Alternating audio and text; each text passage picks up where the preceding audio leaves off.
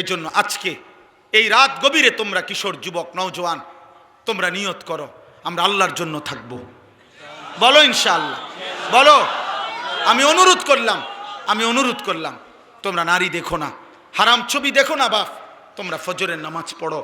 তোমরা ফজরের নামাজ, কোন নামাজ? ফজরের নামাজ। বলো ইনশাআল্লাহ। আরে ভাই পারবা? যুবক রাত, যুবকের কোনো রাত নাই, যুবকের কোনো রাত, যুবকের 24 ঘন্টা বরাবর। এক কোনো নওজোয়ান চাইলে সারা দিন রাত 24 ঘন্টা যদি পরিশ্রম করতে চায় সম্ভব। আবার কোনো যুবক চাইলে যদি 24 ঘন্টা ঘুমাইতে চায় তাইলেও সম্ভব। এই জন্য তোমরা পারবা ইনশাআল্লাহ, তোমরা পারবা। ফজরের নামাজের জন্য ওঠো ইনশাআল্লাহ। তোমরা মাহাদির সৈনিক হবা, তোমরা দাজ্জালের বিরুদ্ধে লড়বা, ইসরায়েলের ইহুদি বেঈমানদের বিরুদ্ধে যুদ্ধ করবা, কালেমার পতাকা পৃথিবীময় উড়াবা ইনশাআল্লাহ। বাংলাদেশে আজ হোক কাল হোক কাদিয়ানি মুরতাদ কাফের ঘোষণা হবেই হবে ইনশাআল্লাহ। এটা লক্ষ আলেমের প্রাণের দাবি, এটা কোটি মুমিনের ইমানের দাবি, এটা আমাদের ভালোবাসার দাবি।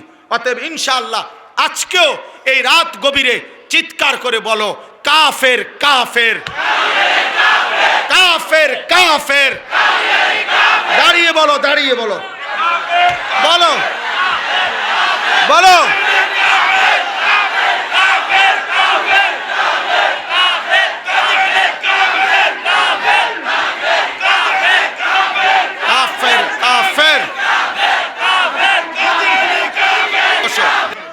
এটা আমাদের ইমানের দাবি, এটা আমাদের ভালোবাসার দাবি, এটা আমাদের রক্তের দাবি। আমরা মুহাম্মদ আরবি সাল্লাল্লাহু আলাইহি সাল্লামের ইজ্জতের জন্য আমাদের পূর্বপুরুষ বারবার জীবন দিছে, আমরাও দেব ইনশাআল্লাহ, আমরাও দেব ইনশাআল্লাহ।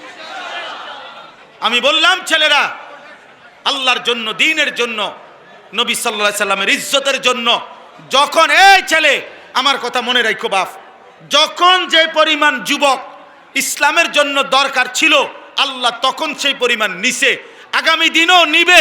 তুমি দোয়া করো আল্লাহ আমাকে মুমিনের কাফেলায় রাখেন, আল্লাহ মাহাদির কাফেলায় রাখেন।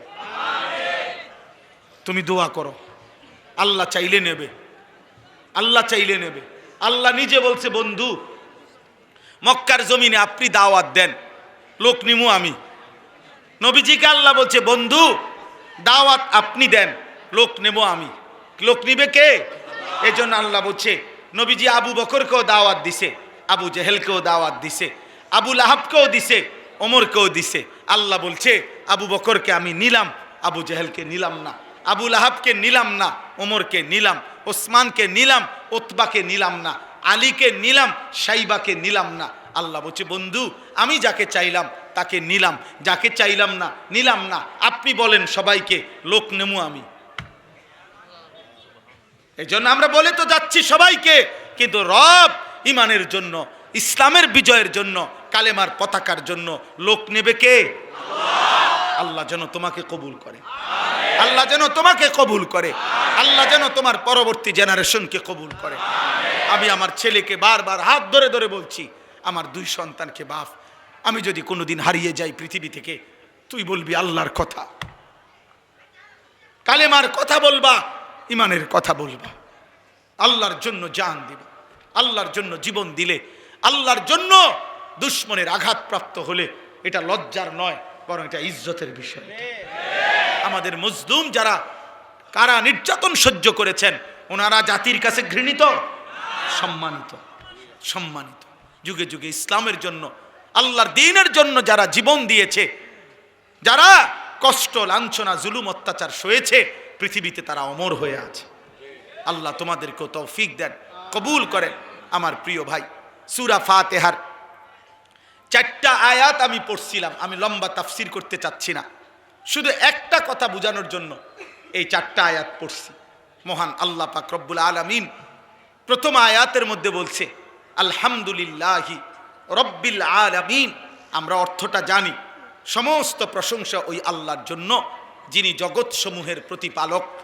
অর্থ হলো আল্লাহ বলেন বান্দা এই সৃষ্টি জগতের সব কিছু আমি লালন পালন করি, যেখানে যত আয়োজন, যেখানে যত সৌন্দর্য, যেখানে যত মায়া, যেখানে যত ভালোবাসা, যেখানে যত পছন্দনীয়, যেখানে যা কিছু ব্যবস্থাপনা সব আমার, সব আমার, সব আমার।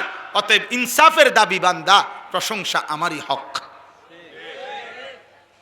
প্রশংসা, ফুলের যত সুন্দর, ফলের যত সুন্দর, গাছের যত সুন্দর, মাছের যত সুন্দর, পাখির যত সুন্দর, মানুষের চেহারার যত সুন্দর, এই জীবনের আয়োজনের যত সুন্দর, চারিদিকে যত আয়োজন, সব যার, প্রশংসা তার। প্রশংসা কার?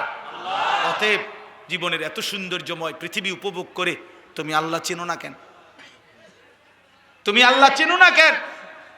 তুমি মালিক চেনো না কেন? তুমি মালিক চিনবা না কেন? অতএব এই প্রথম কথা, এটা আমাদের সমস্ত প্রশংসার হকদার কে? আল্লাহ। আল্লাহ।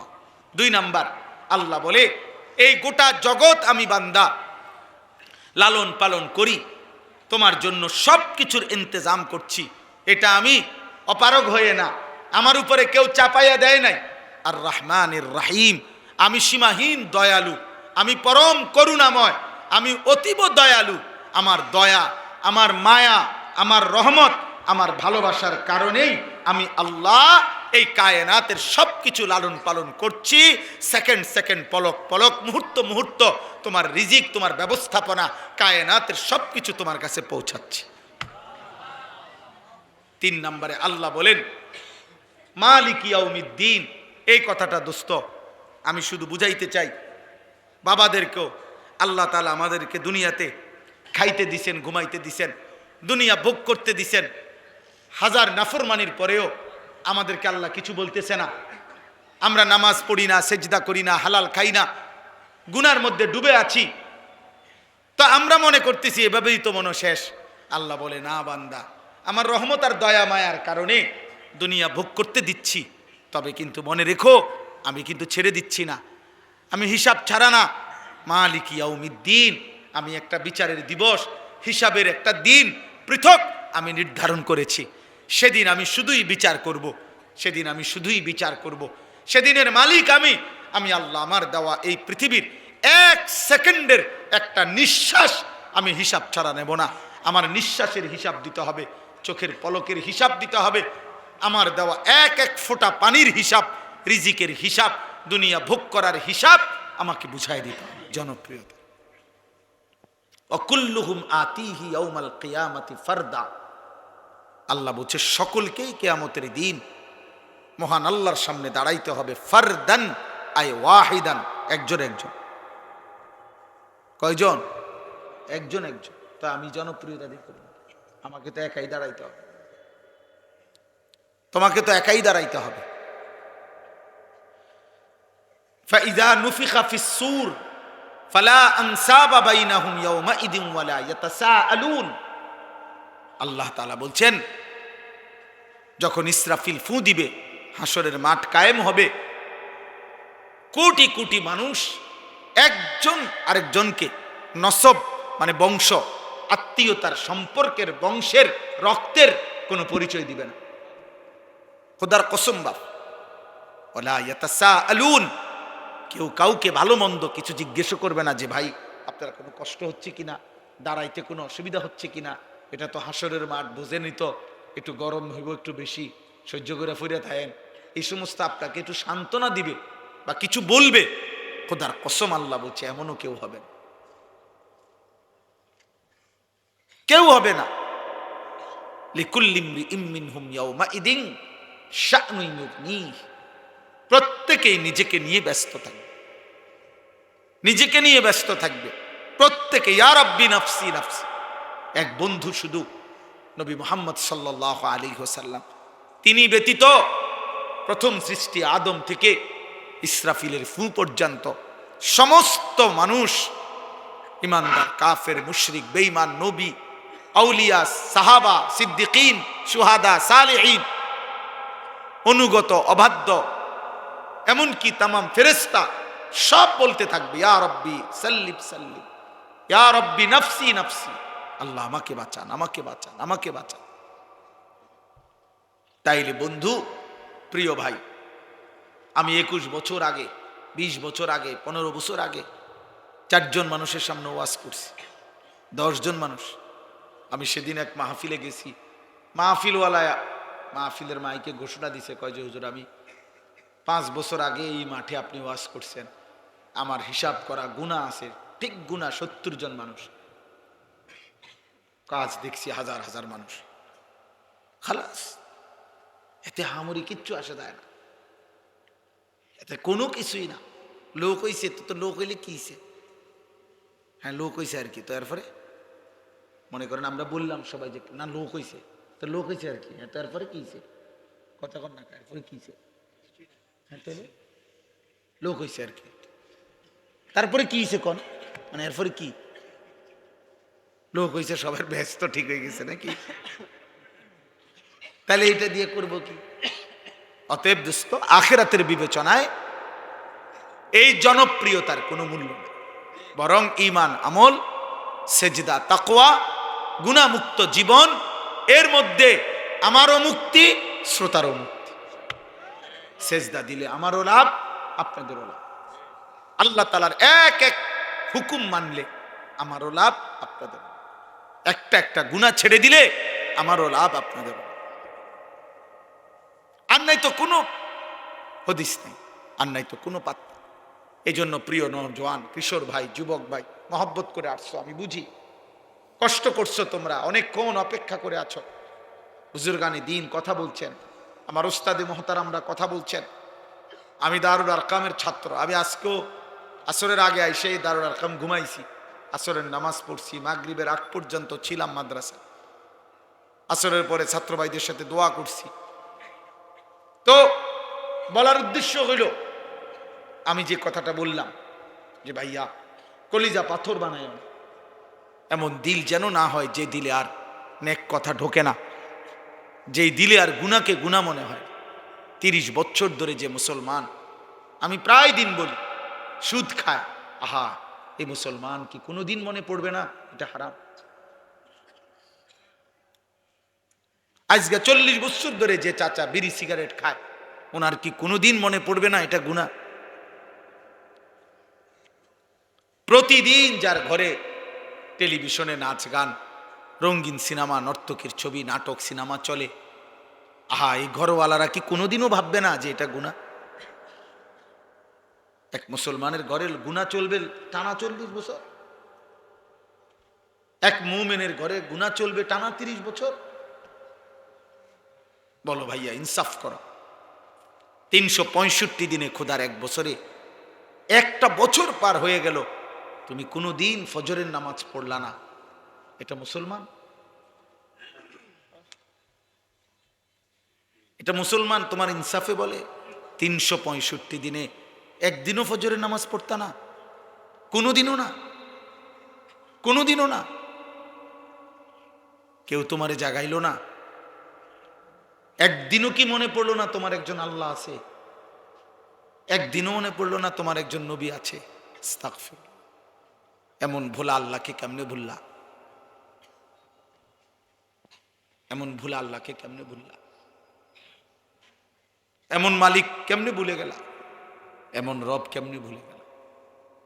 এজন্য ভাইয়া এটা চিন্তা করো, কলিজা যদি উল্টে যায়, দিল যদি আল্লাহ উল্টায় দেয়, আল্লাহ যদি বলে নাফরমান এই পরিমাণ পাপ করছো, নারী, ছবি, জিনা, ব্যভিচার, মদ, জুয়া, অসভ্যতার নোংরামি, অশ্লীলতার বেহায়াপনি, যা হাইওয়ান, কুকুর, বিড়াল আর শুকর আর জানোয়ারের মতো খা, ঘুমা, পেশাব পায়খানা কর, নিজের লজ্জাস্থানের চাহিদা পূরণ কর বেঈমান, তবে আমি তোর কোনোদিন আর আলো দেখাবো না, আমার সেজদা দিতে দেব না, আমার আখিরাত আর কোনোদিন তোকে দেখাবো না, আমার জান্নাত আর দেব না, আমি আর কোনোদিন তোকে 50 বছর খা, 60 বছর আমার দুনিয়া খা, 70 বছর আমার খা, যারহুম ইয়াকুলু ওয়া ইয়াতামাত্তাউ ওয়া ইউলহিহিমুল আমাল ফাসাউফা ইয়ালামুন। আল্লাহ বলে, এই দুনিয়াবাসী, নাফরমান বেঈমান রে ছেড়ে দে, ওরে খাইতে দে, ওরে দুনিয়া ভোগ করতে দে, ওরে লম্বা লম্বা দুনিয়ার আশা পোষণ করতে দে, আমি তারে বুঝায় দেব কবরে আসলে প্রথম ঘন্টায়, প্রথম মিনিট, প্রথম আযাবের প্রথম মুহূর্তে ওরে 70 বছর 1 সেকেন্ডে ভুলায় দেব, 1 সেকেন্ডে ভুলায় দেব, 1 সেকেন্ড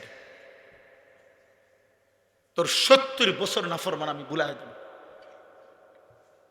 ফাসাউফা ইয়ালামুন কাল্লা সাউফা তা'লামুন সুম্মা কাল্লা সাউফা তা'লামুন। আল্লাহ বলে, বান্দা আলহাকুমুত তাকাসুর, দুনিয়ায় ডুবে গেছো, দুনিয়া বাড়াচ্ছ, আরো দরকার দুনিয়া, ঠিক আছে বাড়াইতে থাকো, বাড়াও। নারী, ছবি, সুদ, ঘুষ, কিস্তি, মিথ্যা, ওজনে কম দেওয়া, 2 নম্বরই 6 নম্বরই, বাড়াও বাড়াও না ফরমান। হাত্তা জুরতুমুল মাকাবির, আল্লাহ বলেন এরই মাঝে একদিন পৌঁছে যাবা কবরস্থানে।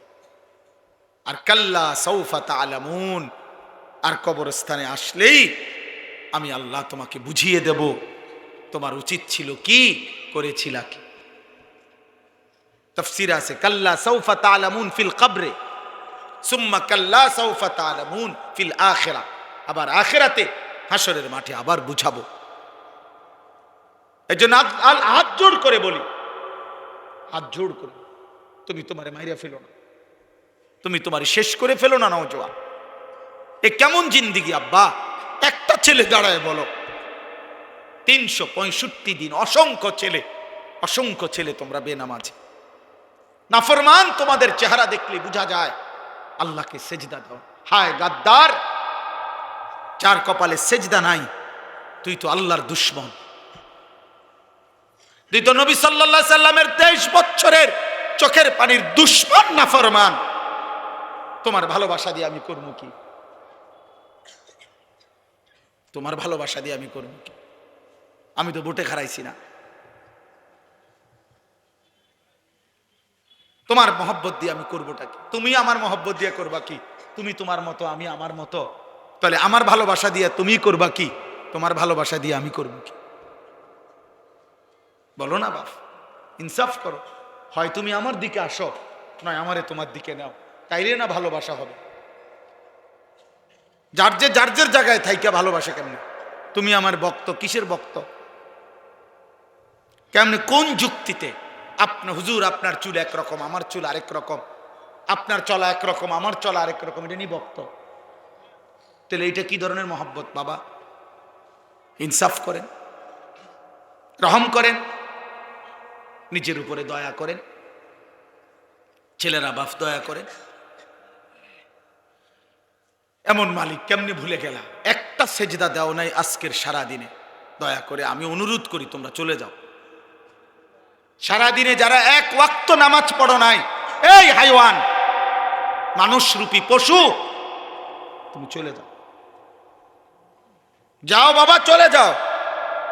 তোমার মতো নাফরমান না শুনলেও চলবে, যা বাইর হবে, এটা তুই আল্লাহর দুশমন বেটা। যে কপালে সেজদা নাই, যে কপাল আল্লাহর সামনে নয় না, যে কপাল সেজদা দেয় না, তার চাইতে বড় গাদ্দার, তার চাইতে বড় গাদ্দার, তার চাইতে বড় গাদ্দার আসমানের নিচে জমিনের উপরে না। তোমার চাইতে নিকৃষ্ট আর কোনো কেউ। তুমি আমার কথা রাগ করবা তো তুমি রাগ করলে কুত্তারে জিগাইও, কুত্তা, একটা কুত্তারে জিগাইসবে নামাজি, সেজদা যারা দিলা না, একটা কুত্তারে জিগাইও যে কুত্তা তুই সেজদা দিলি না কেন, তুই নামাজ পড়লি না কেন? তখন কুকুর বলবে, হে নাফরমান, আমারে আল্লাহ সেজদা দিতে বলে নাই, আমার উপরে নামাজ ফরজ নাই, আমারে আল্লাহ নামাজের যোগ্যতাই দেয় নাই, আমার মধ্যে সেজদার কোনো অনুমতিই নাই, আমারে সেজদা দিতে আল্লাহ আদেশ করে নাই, এই জন্য আমি কুকুর সেজদা দেই নাই। কিন্তু তুমি মানুষকে আল্লাহ সেজদা দিতে বলছে, এরপরও তুমি সেজদা দাও নাই, অতএব তুমি, আমি কুত্তার চাইতে নিকৃষ্ট বেটা। কুত্তা এই কারণে সেজদা দেয় না, তাকে আল্লাহ বলে নাই, তোকে বলছে নাফরমান, তোকে বলছে, তোকে সেজদা দিতে বলছে। বিবেক থাকলে ঘরে যাইও না, এখন সেজদা দাও, এখন দাও, এখন, নাইলে মনে রাখবা ভাত খাইতে পারবা, দুনিয়া চলবে। দোস্ত, আল্লাহ যেহেতু কাফের বেঈমানের ভাত থামায় নাই, তোমারও থামাইতো না। আল্লাহ যেহেতু দুনিয়া, ভাত মাছ চাল ডাল, দুনিয়ার অর্থ সম্পদ, দুনিয়ার নারী সন্তানাদি, বাচ্চা কাচ্চা, সার কি ব্যবসা, টাকা রোজগার, ভোগ দুনিয়া, এটা যেহেতু মুশরিক, কাফের, বেঈমান, নাস্তিক, হিন্দু, বৌদ্ধ, ইহুদি, খ্রিস্টান, মুরতাদ, আল্লাহদ্রোহী, আল্লাহই মানে না, আল্লাহকে স্বীকারও করে না, এমন নাফরমানকে যেহেতু আল্লাহ খাওয়ায়, পড়ায়, ঘুম পাড়ায়, পেশাব পায়খানা করায়, বউ বাচ্চা দেয়, ভাত তরকারি দেয়, বিল্ডিং দালান দেয়, তো তোমারই দিত না কা? তোমারই দিত না কা? ভাতে খাও, অসুবিধা কি? এজন্য দিল যেন মরে না চায়। আমি অনুরোধ করলাম, একটা যুবক, একজন বদলাও, একজন। আমি তোমার আশায় আসছি, আমি সবার আশায় আসি না। আমি আসছি সেই যুবকের আশায়, যে যুবক আল্লাহর দিকে ফিরবে, যে যুবক তার মালিককে চিনবে, সে তার রবের গোলামি করবে। আল্লাহ কোরআনে ডাক দিছে, বান্দা ইয়া আইয়ুহাল ইনসান মা গাররাকা বিরাব্বিকাল কারীম। আল্লাহ বলেন, হে মানুষ, আমার মতো দয়ালু মেহেরবান রব, 24 ঘন্টা যে আমি তোমাকে লালন পালন করছি। রব কাকে বলে? এই যে এখনো বলবো আমি এখানে, রব বলা হয় ওই সত্তাকে যিনি অনস্তিত্ব থেকে অস্তিত্বে এনেছেন, অস্তিত্বে এনে শেষ পর্যন্ত যিনি তার সৃষ্টির যাবতীয় ভালো মন্দ পূর্বাপর জেনে বুঝে তার অজান্তেই তাকে তিনি ধীরে ধীরে লালন পালন করে পূর্ণতার চূড়ান্ত সীমায় পৌঁছিয়ে দিচ্ছেন, তাকে বলে রব। আমি জানি বা না জানি, আমি বুঝি বা না বুঝি, কখন আমার রোদ দরকার, কখন আমার বৃষ্টি দরকার, কখন আমার আলো দরকার, কখন আমার অন্ধকার দরকার, কখন আমার দেহের জন্য, জীবনের জন্য কি দরকার, আমরা অনেকেই জানি না, কিছুই জানি না। কিন্তু যে সত্তা আমাদের সব কিছু দিয়ে যাচ্ছেন, লালন পালন করছেন, এই গোটা কায়নাত দিয়ে আমাদেরকে আদর সোহাগ করে লালন পালন করেছেন, সেই রব হচ্ছে আল্লাহ। আর সেজদা করতে তিনি বলছেন, তিনি বলছেন। তোমার অস্তিত্ব যার হাতে, তোমার বেঁচে থাকা যার হাতে, তোমার নিঃশ্বাস যার হাতে, তোমার চোখের পলক যার হাতে, তোমার হাতের নড়াচড়া যার হাতে, তোমার অস্তিত্বের প্রতি সেকেন্ড বেঁচে থাকা যার হাতে, এমন মালিককে বুঝি মানুষের নারাজ করে? এমন দয়ালু রবকে বুঝি মানুষ ভোলে রে আব্বা? মা গাররাকা, আল্লাহ বলছে, কে তোমাকে ধোকা দিল? বিরব্বিকাল কারীম, তোমার এমন মেহেরবান দয়ালু রব থেকে আমি আল্লাহ ভুলাই দিল কে তোকে? আল্লাহ এটা জানতে চাইছে, যেন কাছে নিয়ে জিজ্ঞেস করছে, কাছে আই না, যে বান্দা বল না, আমার মতো মালিক তোরে ভুলাই দিল কে? কে তোরে আল্লাহ ভুলাই দিল? কে তোরে সেজদা ভুলাই দিল? আলাম নাজালিল আরদা মিহাদা ওয়াল জিবালা আওতাদা ওয়া খালাকনাকুম আজওয়াজা ওয়া জাআলনা নাওমাকুম সুবাতা ওয়া জাআলনাল লাইলা লিবাসা ওয়া জাআলনান নাহারা মাআশা। আল্লাহ বলে, বলো না বান্দা, আমি কি তোমার জন্য জমিনটাকে বিছিয়ে দেই নাই? আমি কি তোমার জন্য পাহাড়গুলো পেরেকের মতো জমিনের উপরে স্থাপন করে দেই নাই? আমি কি তোমাদেরকে জোড়ায় জোড়ায় নারী পুরুষে সৃষ্টি করি নাই? কি দুই চোখের ঘুম দেই নাই? রাত্রিটাকে অন্ধকারের কালো চাদর দিয়ে আমি কি ঢেকে দেই নাই? দিনের আলোকিত সূর্যটাকে পৃথিবীতে আমি কি এনে দেই নাই? আমি কি দিন বানাই নাই? মাথার উপরে 7টা আসমান বান্দা আমি আল্লাহ কি বানাই নাই? আমি কি একটা সূর্য দেই নাই? আমি কি চাঁদ এনে দেই নাই? আমি কি আসমান থেকে অঝোর ধারায় বৃষ্টি নামাই নাই? আমি কি জমিন থেকে তোমার জন্য ফুল ফল ফসল, তোমার খাদ্য খাবার রিজিক উৎপন্ন করি নাই? এত কিছুর বিনিময়ে বান্দা আমি রব কি একটা সেজদা পাই না? বলো না বাপ, ওঠো না বাপ, উঠা যাও, উঠা যাও। তোমার মতো অকৃতজ্ঞ বসলে কি লাভ হবে? আহা, অগণিত ছেলের চেহারা দেখলে বোঝা যায় নামাজের কোনো ছিটে ফোটা নেই, নামাজের কোনো ছিটে ফোটাও নেই।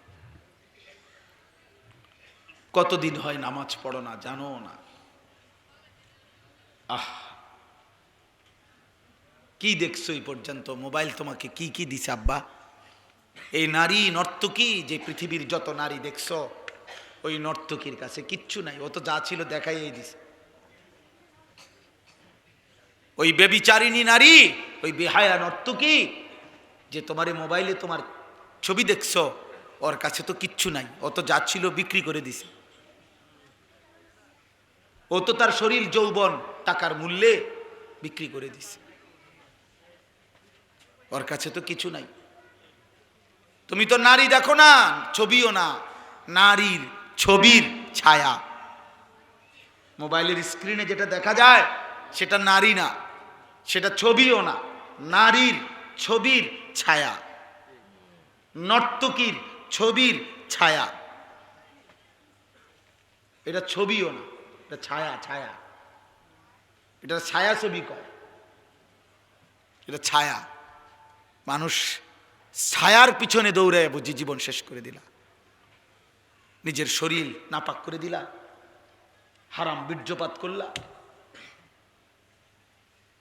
অশ্লীলতার মধ্যে ভেসে গেলা, ধরলাও না, ছুইলাও না, ফাঁকে থেকে টাকাও শেষ, শরীরও শেষ, যৌবনও শেষ, চরিত্র শেষ, সমাজে ইজ্জতও শেষ।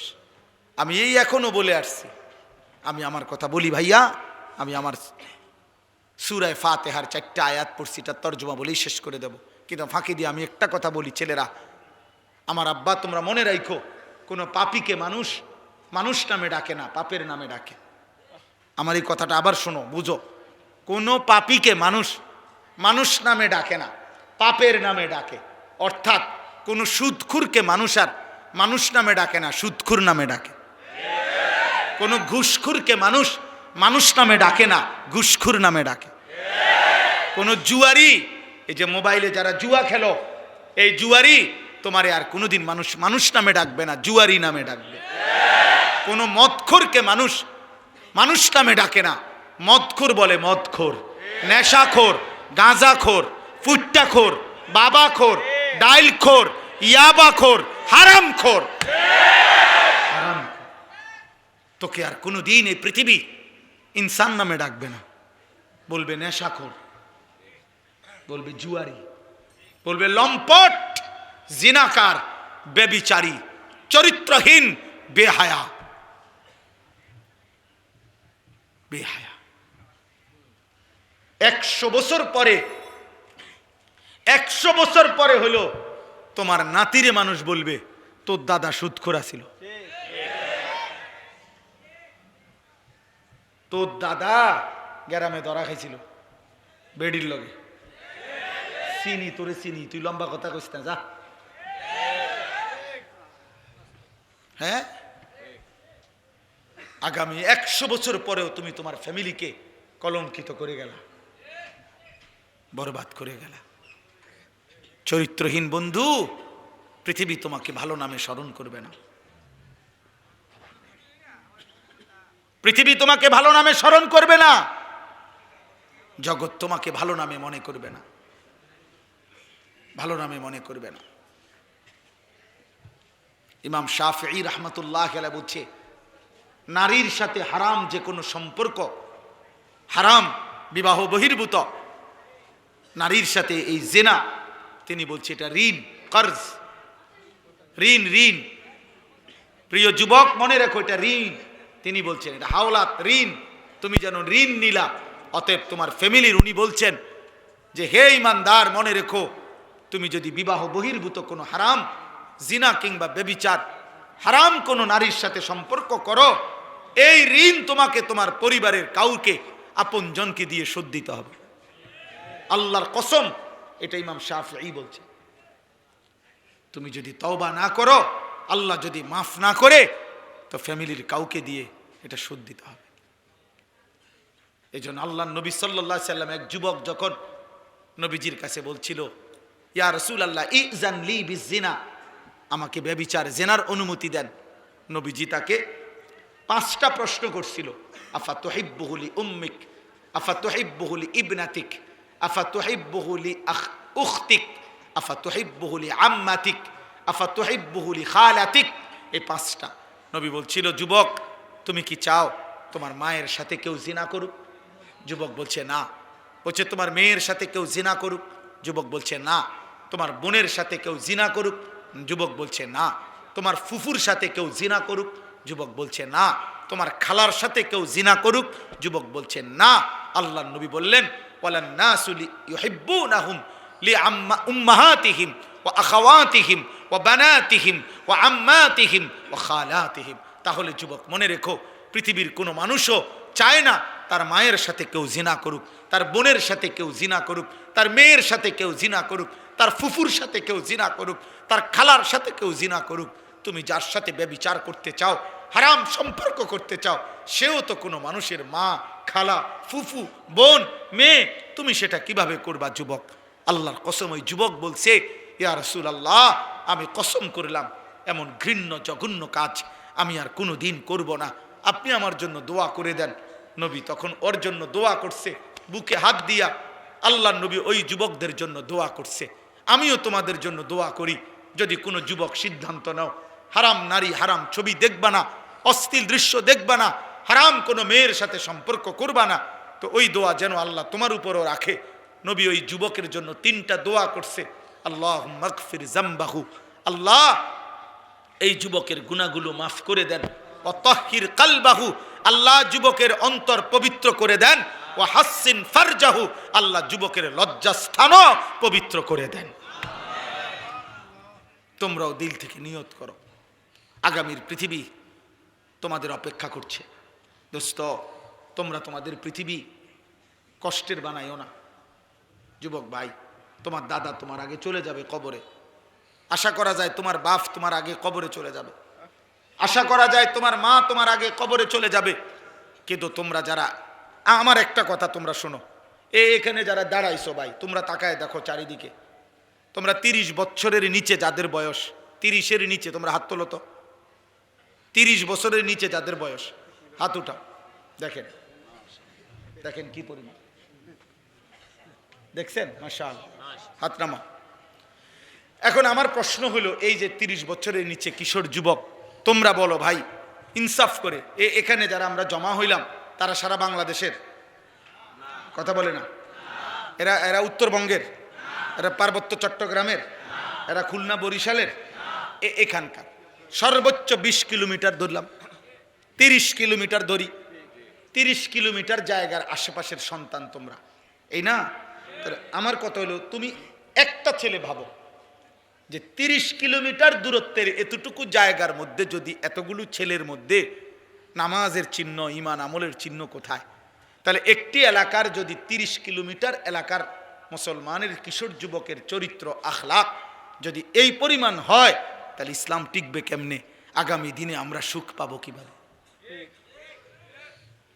প্রিয় ভাই বলো, আজ যদি এমন হইতো যে 18 কোটি মানুষের মধ্যে এই কয়জন এরকম, তাইলে তো মনটারে বুঝাইতাম যে 10 কোটি মুসলমানের মধ্যে সর্বোচ্চ 2-4 লাখ হয়তো নামাজ পড়ে না, তাইলে একটা মনটারে বুঝাইতাম। কিন্তু 30 কিলোমিটার জায়গার মধ্যে যদি এতগুলো যুবক ভাই তোমরা, তো তোমাদের নামাজের হালাত কি, তোমাদের আখলাকের হালাত কি? এবার তোমরা আন্দাজ করো সারা বাংলাদেশের চরিত্র। সারা বাংলাদেশের, আমি সোহাগপুর মাহফিলে গেছি, সেখানেও আমি এরকম অগণিত যুবক দেখে আসছি। তাইলে আমার কথা হলো এটা যে তুমি ভাই ইনসাফ করো, তোমরা বলো। খোদার কসম, নবীজি বলছে, লা ইয়াকুনু ফি উম্মতি খাসফুন ওয়া কাসফুন ওয়া মাসখুন, তিরমিজি শরীফের হাদিস। নবীজি বলছে, শেষ জামানায় ফি উম্মতি, আমার উম্মতের মধ্যে 3টা বড় আযাব আসবে। 1 নম্বর, মাটি ধসিয়ে দেওয়া হবে। মনে করেন এরকম আমরা আছি, তো হঠাৎ মাটি ধসাইয়া সবাইকে দাফন করে দেওয়া হবে। 2 নম্বরে কাসফুন, পাথরের বৃষ্টি বর্ষণ করে ধ্বংস করে দেওয়া হবে। 3 নম্বরে মাসখুন, চেহারা বিকৃত করে দেওয়া হবে। সাহাবীরা জিজ্ঞেস করছে, কিলা ইয়া রাসূলুল্লাহ মাতা, হে আল্লাহর নবী কখন সেটা হবে? নবীজি বলছেন, ইজা জহারাতিল কাইনাত ওয়াল মাআজিফ, যখন গান বাদ্য বেড়ে যাবে, গায়িকা বেড়ে যাবে, বাদ্যযন্ত্র বেড়ে যাবে, গায়িকা, গানের আসর, নৃত্যের আসর, বাদ্যযন্ত্রের ঝংকার, নারীর বেহায়াপনা বেড়ে যাবে। ওয়াস্তাহাল্লাতিল খামরা, এবং মানুষ হালাল পানির মতো মদ পান করতে থাকবে। খোদার কসম, নবী বলছে, তখন বহু মানুষকে ভূমি ধসিয়ে দেওয়া হবে, পাথরের বৃষ্টি বর্ষণ হবে, অথবা চেহারা বিকৃত করা হবে। আমার যুবক ভাই, সারা দিনে আমি কেন চিল্লাই? আমার এই চিৎকার আহাজারির মূল কারণ এইটা দোস্ত। আমি কখনোই আমি 21 বছর হয় ওয়াজ করি, 21 বছর আলহামদুলিল্লাহ আল্লাহর দয়ায়।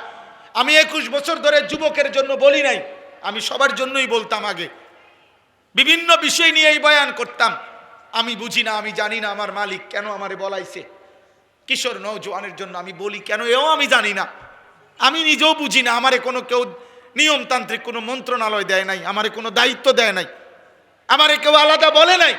আমি এমনি আল্লাহর পক্ষ থেকে আমার দিলে আসে এটা, যে তোমরা কেমনে বাঁচবা, আমার ভয় এটা।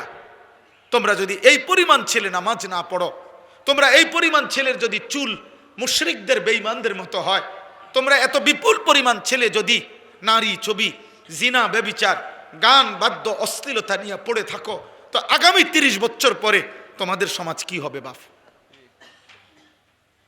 আমার ভাই বলো, তোমার এই বয়সে যদি তুমি এক ওয়াক্ত নামাজ না পড়ো, আল্লাহ যদি তোমাকে একটা সন্তান দেয়, আল্লাহ যদি তোমার বিবাহ করার তৌফিক দেয়, তোমার সন্তান কেমন হবে বলো না আব্বা? আমি ছোটবেলায় দেখে গেছি, আমার আজীবন আমার বাপেরে আমি দেখছি। আমার আব্বা মসজিদের ইমামতি করতেন, আমার বাবা আমারে হাত ধরে মসজিদে নিছেন। আমি আমার সন্তান 9 বছরের বাচ্চা ছেলে, পরে আমি নিজে ফজরের নামাজে মসজিদে নিয়ে যাই। তাইলে তুমি কি করতে চাচ্ছ? তোমরা আমারে বলো, তোমরা আমারে বলো বাপ। প্রতিবার যখন নারী দেখো, উলঙ্গ ছবি দেখো, অশ্লীল দৃশ্য দেখো, কি চাচ্ছ সেখানে? এই বেহায়া নারীর থেকে তুমি চাওটা কি? জিনা। জিনা আমি বুঝি না। তুমি চাচ্ছ সুযোগ, যদি সুযোগ মিলতো তাহলে তুমি জিনা করতা, তুমি ব্যভিচার করতা। নাই তো তুমি কেন চাও? তুমি এই সুযোগই চাচ্ছ। তুমি কল্পনা করো তো, তুমি তোমার পবিত্র মা বাবা, স্বামী স্ত্রীর পবিত্র বন্ধন ছিল, মা বাবার গভীর ভালোবাসার বরকতে তুমি পৃথিবীতে আসছো।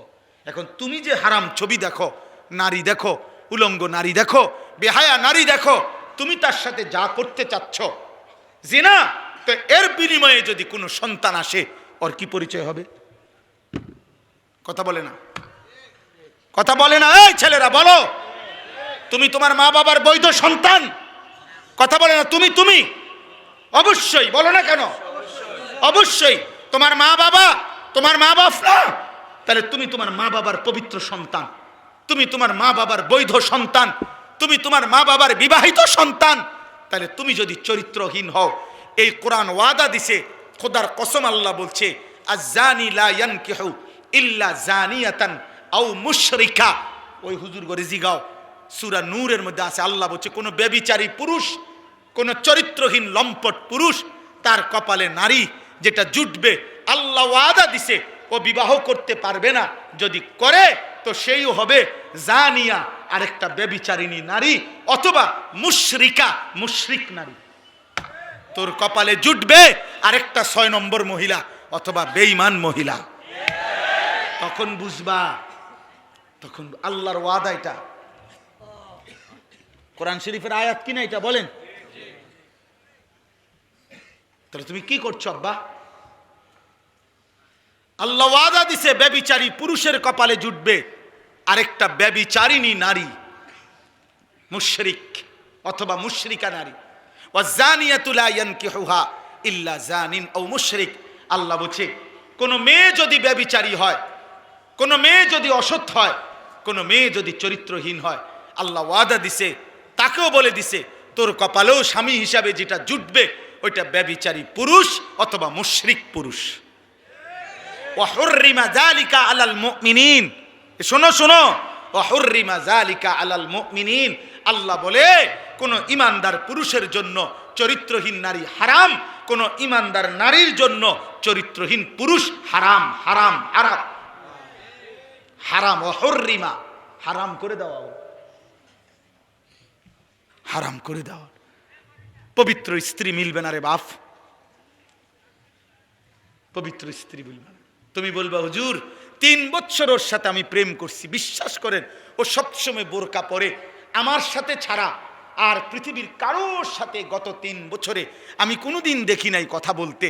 না না যুবক, তোমার লগে যদি কোনো মেয়ে বোরকা পরে কিন্তু বিবাহ বহির্ভূত কথা বলে, সম্পর্ক করে, প্রেম নামে হারাম সম্পর্ক করে, এবেডি যদি মনে রাখো, কম বোরকা না বা যদি কম্বলও গাও দেয়, বলে লেপ তুষক গাও দেয় বুড়ি, হ্যাঁ খোদার কসম, এরপরেও যদি বিবাহ বহির্ভূত লেপ পরার তুষক গাও দেওয়া আর বোরকা পরাও কোনো মেয়ে যদি কোনো ছেলের সাথে সম্পর্ক রাখে, হারাম সম্পর্ক, ওই মেয়ে দুশ্চরিত্র, ব্যভিচারী, লম্পট, চরিত্রহীন নারী, এটাই স্পষ্ট।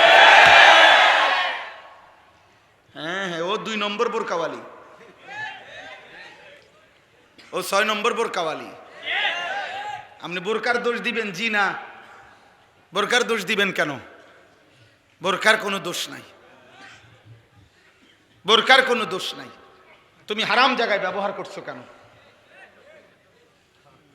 অতএব এই মহিলা তোমার সাথে কথা বললে সেটা জায়েজ। হ্যাঁ, তুমি কি তা জোনায়েদ বাগদাদির স্বাস্থ্য ভাই তো? কি তা তুমি বাইজিদ বুস্তামির জ্যাঠতো ভাই? তাইলে কোনো বেহায়া মেয়ে তোমার সাথে কথা বললে এটা গুনাহ নাই? অন্যের লোকে কথা বললে তুমি এটা কি শোনাও? দয়া করো, আমি এর চাইতে বেশি আর বলতে পারলাম না। আমি স্পষ্ট বললাম, তোমরা কিশোর যুবক নওজোয়ান আল্লাহর দিকে ফিরো, আল্লাহর দিকে ফিরো, আল্লাহর দিকে ফিরো, আল্লাহর দিকে। এই বাংলাদেশের জমিনে 56,000 বর্গ মাইলের এই প্রতি ইঞ্চি জমিনে বেঈমান মুশরিকরা, কাফেররা, চতুর্মুখী মুনাফিকরা, আল্লাহ দ্রোহীরা ষড়যন্ত্র করছে, ষড়যন্ত্র করছে, ষড়যন্ত্র করছে। খ্রিস্টান মিশনারিরা প্রতিদিন খ্রিস্টান বানিয়ে নেওয়ার ষড়যন্ত্র করছে। ইসকনের হিন্দু গুন্ডারা প্রতিদিন মুসলিম মেয়েদেরকে হিন্দু যুবকের খপ্পরে ফেলে দিচ্ছে, প্রতিদিন চেষ্টা করছে। কাদিয়ানি মুশরিক বেঈমানরা, ভণ্ড, মুরতাদ, মুনাফিক, বেঈমান, বিশ্বাসঘাতক, কাফের, বেঈমান, ব্রিটিশের দালালি করছে আজীবন। যে গোলাম আহমদ কাদিয়ানি এবং তার অনুসারীরা, এই কাদিয়ানি বেঈমানরা প্রকাশ্যে বাংলাদেশে মুসলমানদেরকে ধোঁকা দিচ্ছে, প্রতারণা করে কাদিয়ানি বানাচ্ছে। আগামী দিনে বাঁচবা কেমনে বাবা? যদি ঈমান ঠিক না রাখো, যদি সেজদা না দাও, যদি আল্লাহর কোরআন না পড়ো, যদি ওলামাদের সাথে সম্পর্ক না রাখো, বেঈমানের খপ্পরে পড়ে ঈমান হারায় ফেলবা। মেন দাজ্জাল এখনো আসে নাই, এর আগের ছোট দাজ্জালের দ্বারাই তো ঈমান হারা হয়ে যাবে। বড় দাজ্জাল তো এখনো বেরই হয় নাই।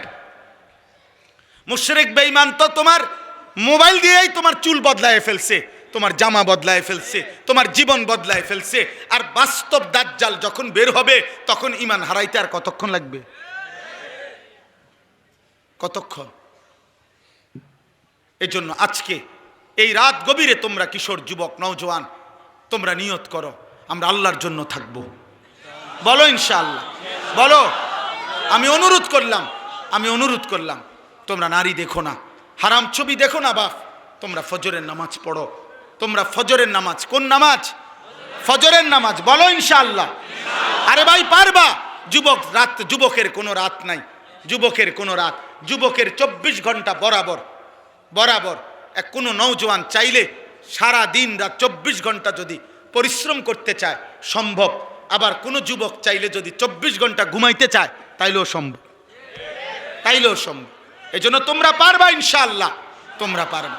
ফজরের নামাজের জন্য ওঠো ইনশাআল্লাহ, তোমরা মাহাদির সৈনিক হবা, তোমরা দাজ্জালের বিরুদ্ধে লড়বা, ইসরায়েলের ইহুদি বেঈমানদের বিরুদ্ধে যুদ্ধ করবা, কালেমার পতাকা পৃথিবীময় উড়াবা ইনশাআল্লাহ। বাংলাদেশে আজ হোক কাল হোক কাদিয়ানি মুরতাদ কাফের ঘোষণা হবেই হবে ইনশাআল্লাহ। এটা লক্ষ আলেমের প্রাণের দাবি, এটা কোটি মুমিনের ইমানের দাবি, এটা আমাদের ভালোবাসার দাবি। অতএব ইনশাআল্লাহ আজকেও এই রাত গভীরে চিৎকার করে বলো কাফের কাফের কাফের কাফের। দাঁড়িয়ে বলো, দাঁড়িয়ে বলো, বলো বলো।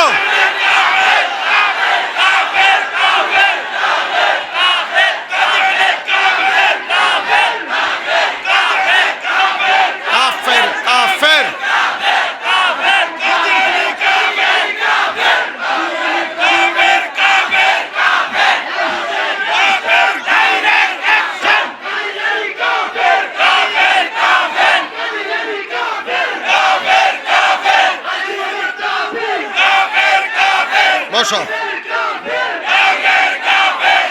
বসো ভাইয়া, বসো। এটা আমাদের ইমানের দাবি, এটা আমাদের ভালোবাসার দাবি। এটা আমাদের রক্তের দাবি।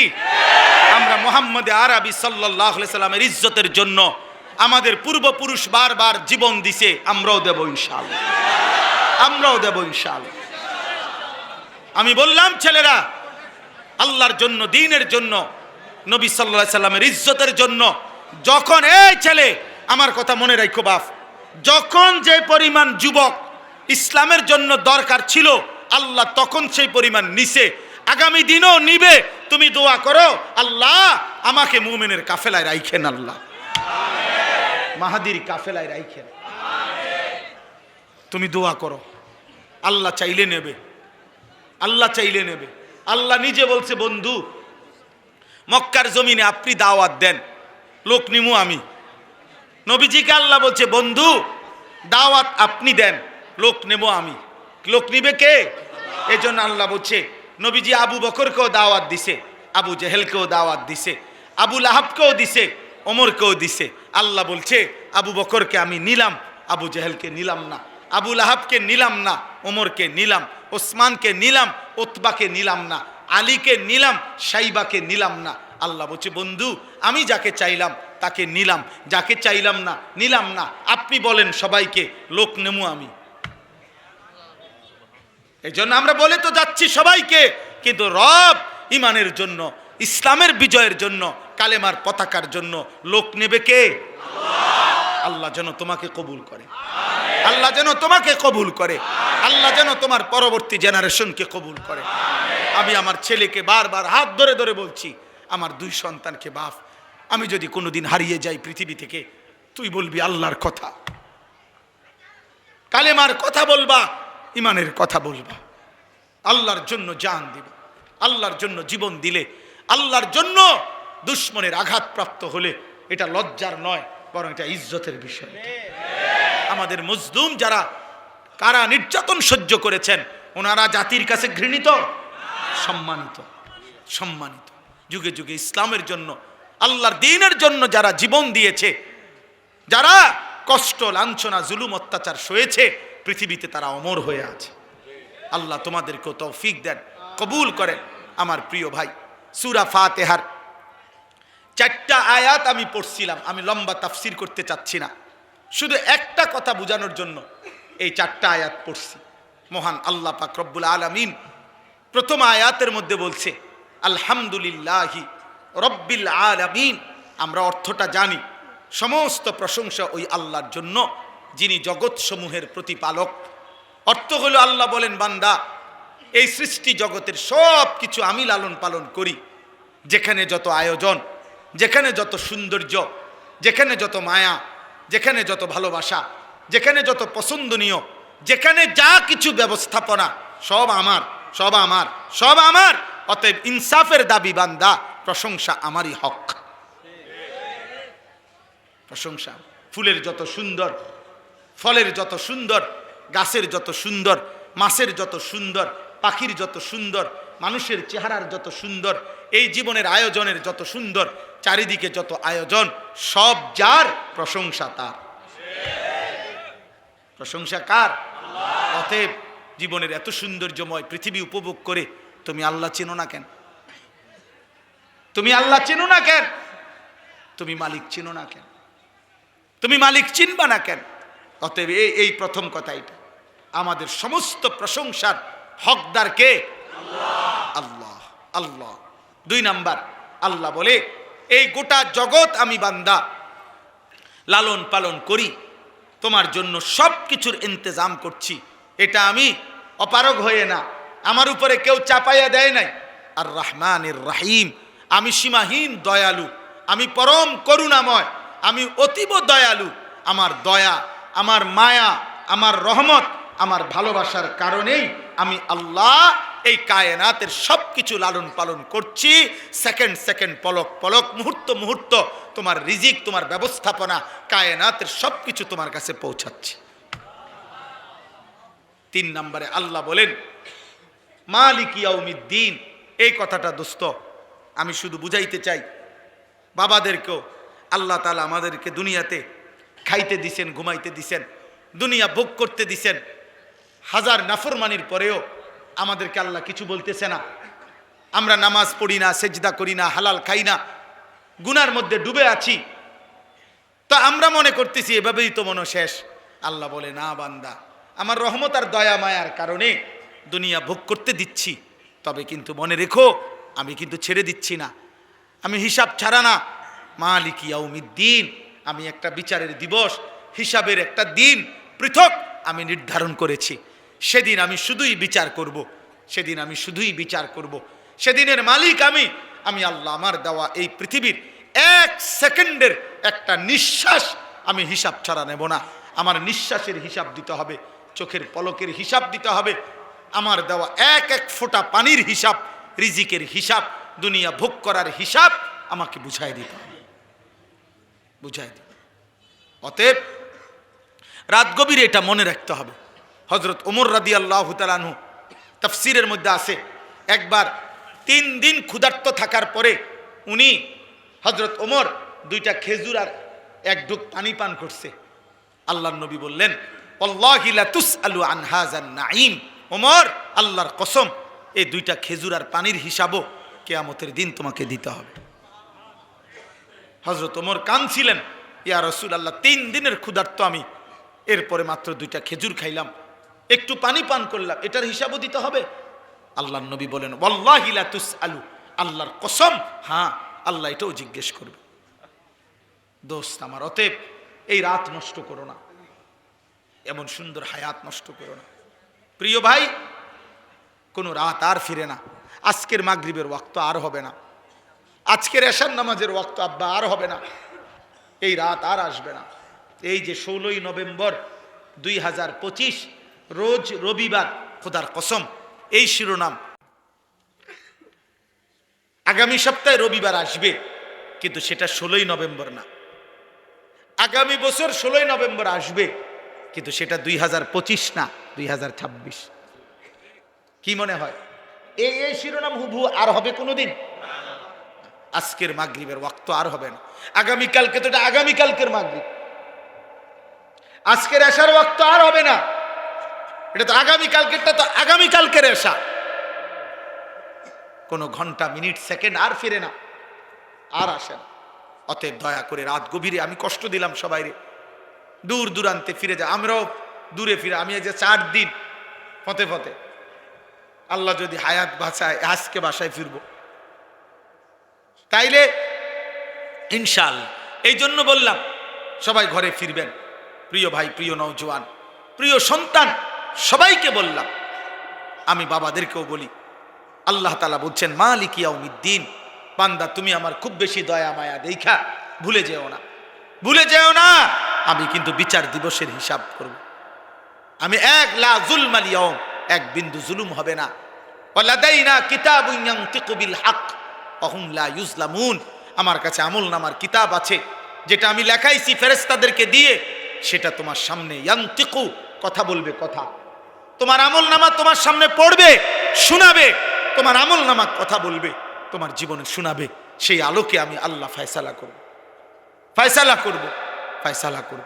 আমি 1 সুতা ছেড়ে দেব না বান্দা, 1 সুতা। এজন্য হাদিসে আছে, নবীজি বলছে, উম্মত যদি হাসরের ময়দানে কারো আমলনামা আল্লাহর সামনে নেওয়ার পরে আল্লাহ যদি 1 সেকেন্ড কোনো বান্দাকে বলে, তুমি খোলো 1 পৃষ্ঠা খোলো, কাইফ, থামো, 1টা পৃষ্ঠা উল্টাও, নবীজি বলছে খোদার কসম সে নিশ্চিত জাহান্নামে যেতে হবে। তো নবীজিকে জিজ্ঞেস করছি, ইয়া রাসূলুল্লাহ, জান্নাতে তাইলে যাবে কে? নবীজি বলছে, আল আরাজু ফাকাত, শুধুমাত্র আমলনামা নিয়ে একাকী একজন একজন আল্লাহর সামনে এসে যখন দাঁড়াবে, নিজের আমলনামা নিয়ে শুধু আল্লাহ তাকিয়ে যাকে বলবে, আমলনামার দিকে তাকায়া আগে বাড়ো, ওকে আগে বাড়ো। নবীজি বলছে এই আল আরাজ মানে পেশ করা, আল্লাহর সামনে নিজেকে পেশ করলো, আর আল্লাহ শুধু বলল ঠিক আছে আগে বাড়ো, ওকে সামনে যাও। এই এতটুকু যাকে বলবে, এটাকেই বলে হিসাবান ইয়াসীরা, সহজ হিসাব, শুধু সেই জান্নাতে যাবে। যাকে বলবে থামো, সে শেষ। রব্বে কাবার কসম, এমন সুন্দর জীবন নষ্ট করো না, এমন সুন্দর জীবন। এই জন্য আল্লাহ বলছে, বান্দা অতএব তুমি উভয়ের মধ্যে সমন্বয় করো। তুমি শুনছো আমি আর রহমান আর রাহিম, আমি খাওয়ামু পড়ামু, আমি দয়াবান, আমি তোমার আটকাইতাম না, বাদ কয়টার লাগে আমি বন্ধ করতাম না বান্দা, কিন্তু আমি হিসাব নেব মালিক ইয়াউমিদ্দিন। কাজে তুমি দুইটা মিলাইয়া অতএব তুমি নিশ্চিন্তে বলো যে ইয়্যাকা না'বুদু ওয়া ইয়্যাকা নাস্তাঈন। আল্লাহ আপনি যেহেতু দয়া করছেন, আপনি যেহেতু লালন পালন করছেন, আবার আপনি যেহেতু হিসাব নেবেন, কাজেই এদিক সেদিক যাইয়া লাভ নাই, এলোমেলো কইরা লাভ নাই। তার চাইতে ভালো বাবুরে বেজাল বুঝালে নাই মাওলা, আমি আপনার ইবাদতই করি, আমি আপনার কাছে সাহায্য প্রার্থনা করি। হ্যাঁ, মানুষটা আখলাক বলে। এজন্য আমাদের এই ভারতীয় উপমহাদেশের বিখ্যাত বুজুর্গ সৈয়দ আবুল হাসান আলী নদভী রহমতুল্লাহ আলাই তিনি বলছিলেন যে হে ইউরোপবাসী, তোমরা আজকে আধুনিকতার কারণে তোমরা পাখির মতো বিমানের শূন্যে উঠতে পারো, প্রযুক্তির কারণে মাছের মতো পানিতে অত্যাধুনিক জাহাজে ভাসতে পারো, তো পানির মধ্যে ভাসতেও পারো, শূন্যের মধ্যে পাখির মতো উঠতেও পারো, কিন্তু ইনসান হয়ে মানুষ হয়ে দুই পায়ে জমিনে হাঁটতে পারো। এটা আলী মিয়া নদভী রহমতুল্লাহর কথা। এই জন্য কমপক্ষে বুঝমান তালেব ইলম যারা, কওমি মাদ্রাসা ছেড়ো না। কওমি মাদ্রাসা উম্মতের আখিরি চারা, শেষ বাতি, শেষ প্রদীপ। এই জন্য আমি তো সবসময় বলি, এ কথা স্পষ্ট, অন্যের কোনো অবদান নাই আমি এটা বলি নাই, অন্য ঘরানার অবদান ওনারটা উনি বলবো, আমারটা আমি কম, সোজা হিসাব। আমনেটা আমনে কম, আমনের অবদান আমি কমু কিতাম, আমনেটা আমনে বলেন। আমার ওলামায়ে কেরাম আসলাফ আকাবেরের অবদান আমরা বললাম। এই জন্য বললাম এটা বহুত জরুরি, আমাদের এটা মনে রাখতে হবে। কোনোভাবেই কোনোভাবেই কোনোভাবেই কওমি মাদ্রাসা তালেবে ইলম এর চাইতে শ্রেষ্ঠতম উত্তম পড়ালেখা আর কোথাও তোমার জন্য মিলবে না। বাত মিলবে বাবা, বিল্ডিং মিলবে, আর্থিক সমৃদ্ধি মিলবে, কিন্তু কোরআন সুন্নাহর খেদমতের, আল্লাহর দ্বীন নিয়ে পড়ে থাকা, আল্লাহর দ্বীন নিয়ে জীবন কাটানো, আল্লাহর দ্বীনের উপরে মৃত্যু পর্যন্ত থাকা, ইনশাআল্লাহ আশা করি এ কথা দৃঢ়তার সাথে বলতে পারি, এর চাইতে উত্তম কোনো জায়গা, এর চাইতে উত্তম কোনো জায়গা। আমি বলতেছিলাম এটা বারবার কাইতে অপারেটর ওয়ালা কোথায়, এটা কি দেখেন কিছু? আপনি এটা ঠিক করেন, আবার এখান থেকে হাত লারে মিয়া, আপনি এখানে আসেন।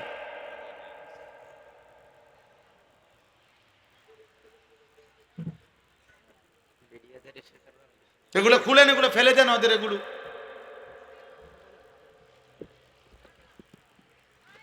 আপনার এটা পড়ে যেত, তারা কেমনে কথা বলা।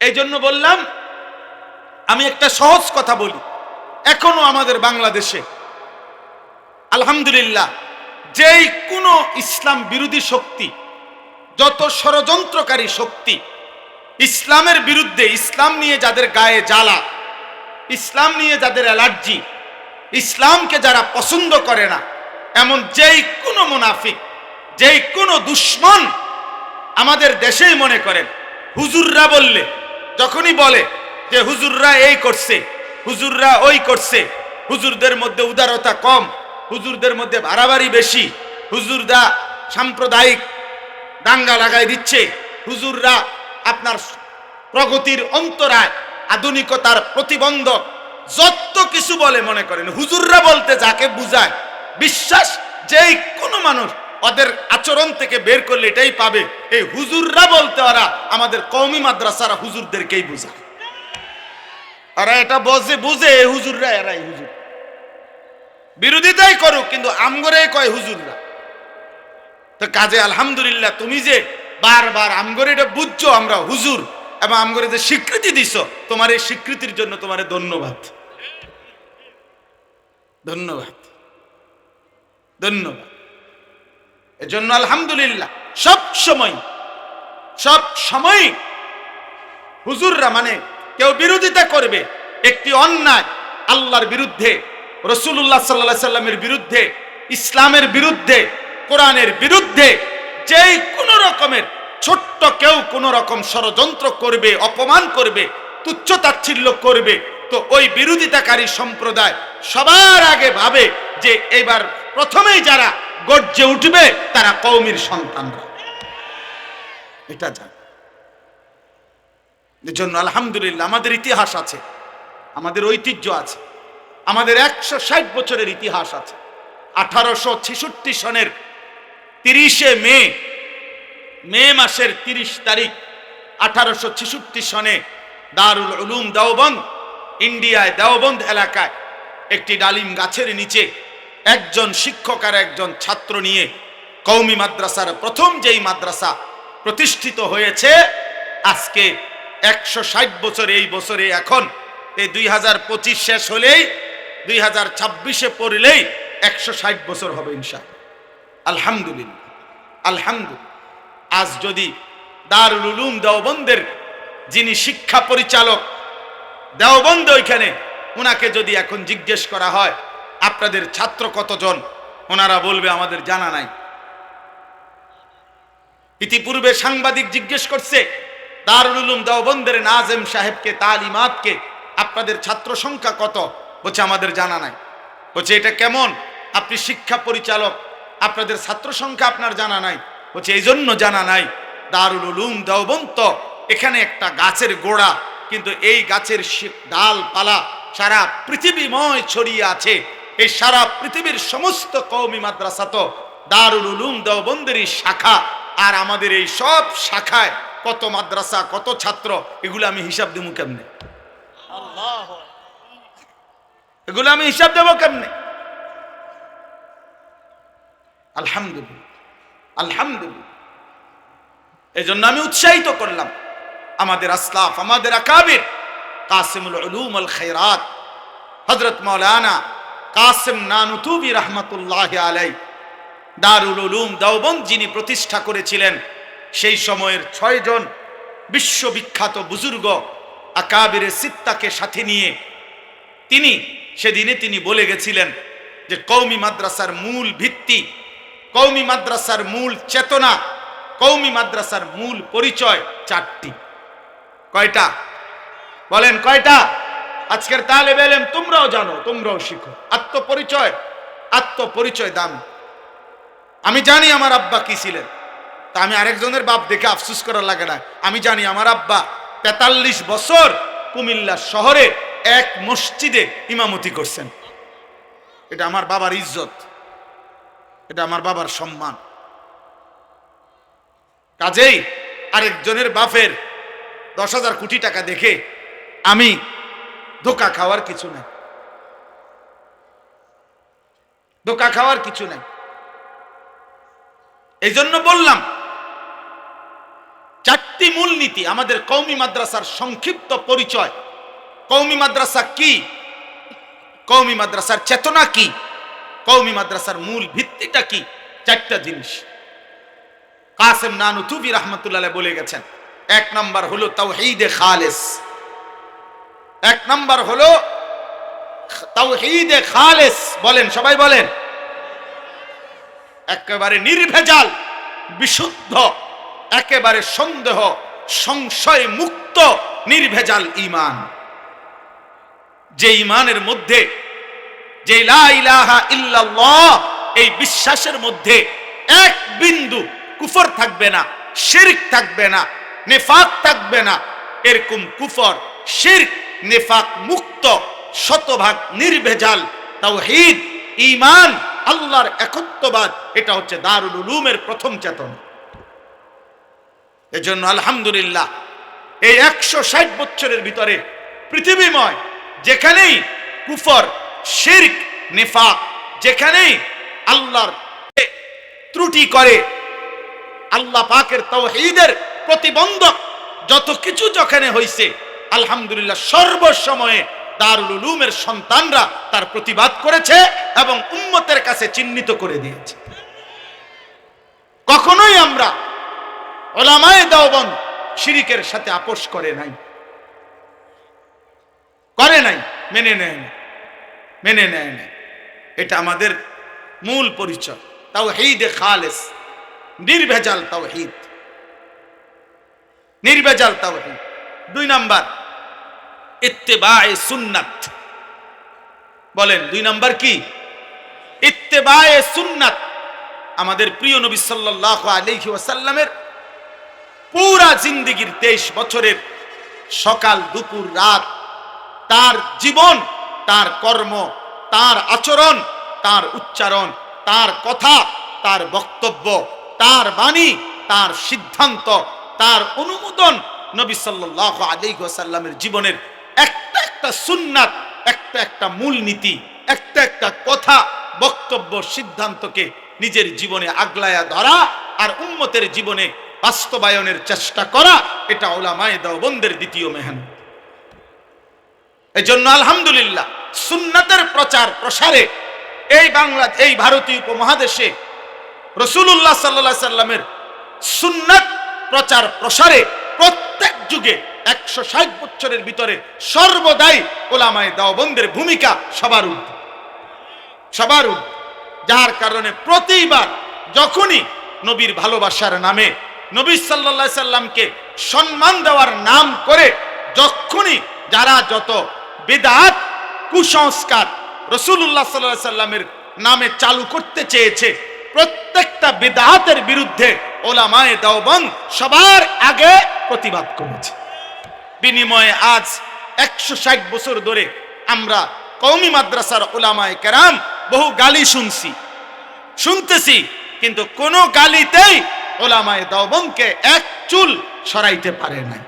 আমি তো এই জন্য বলি, বেটা তোমরা ওহাবি বলো, অথবা ওহাবির আব্বা, ওহাবির দাদা, ওহাবির শালা, ওহাবির দুলাভাই, ওহাবির সাসা, ওহাবির জেডা, তুই যা মনে কয় তা বল বেটা। আমরা বলবো সুন্নাতবিহীন ভালোবাসা হয় না, ভালোবাসলে অনুসরণ করতে হয়, অনুসরণ করলেই নবীর ভালোবাসা প্রমাণিত হয়। শুধু বক্তৃতায়, শুধু ডাকডোল, শুধু গেট, শুধু সামিয়ানা, শুধু লাল কাপড় নীল কাপড় টাঙ্গাইয়া, শুধু বিরানির ডেকসি, শুধু খেসুরির ডেকসিতে আল্লাহ রসুলের ভালোবাসা প্রমাণিত হতে পারে না। একটা একটা সুন্নাত বুঝায় দাও, একটা একটা সুন্নাত, একটা একটা সুন্নাত। এটা আমাদের আসলাফের ঐতিহ্য।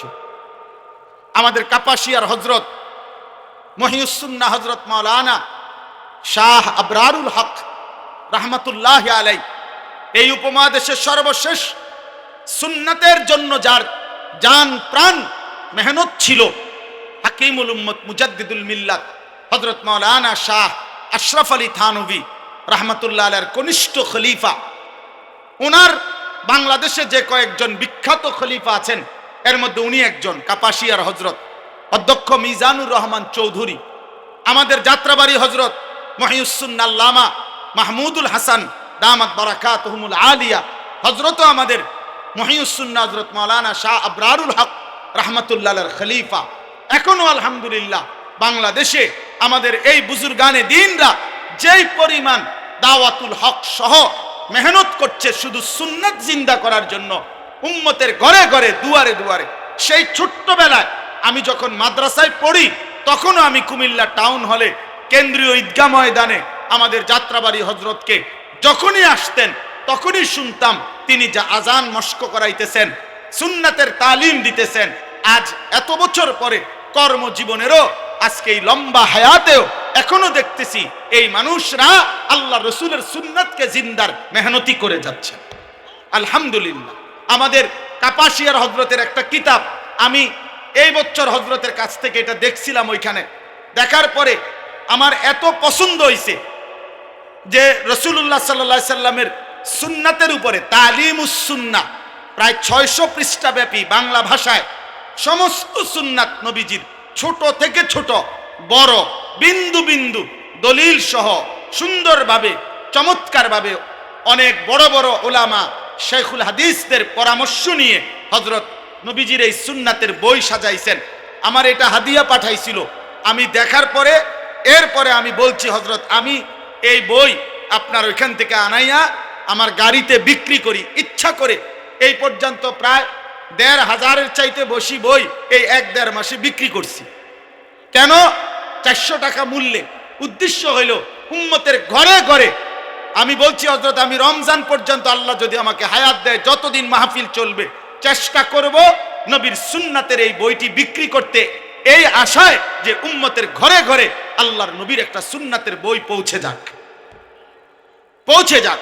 আপনারাও পাবেন, আমাদের এই সাদা গাড়িতে আছে, যাওয়ার সময় যার মন চায় কিনতে পারবেন। 400 টাকা মূল্যে, অনেক সুন্দর, অনেক সুন্দর। আমাদের আসলাফ একটা একটা সুন্নাত সুন্দর করে আমাদের জন্য পেশ করে রাসূলুল্লাহ সাল্লাল্লাহু আলাইহি সাল্লামের আমলি নমুনা আমাদের সামনে দেখায় গেছেন। বলেন আলহামদুলিল্লাহ। ওই ছেলে, ওই বেটা,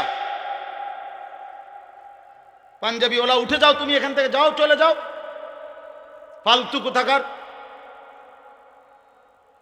যাও, মাথা নোয়াচ্ছ কেন এখন? যাও এখান থেকে, ওঠো, ওঠো এখান থেকে, ওঠো না কেন? তুমি ওঠো। আয় বেটা, তুমি ওঠো, ওঠো, ওঠো, ওঠো, হ্যাঁ ওঠো, তোমার জীবনের বিচার যেন হয়। যাও, যাও বাইরো।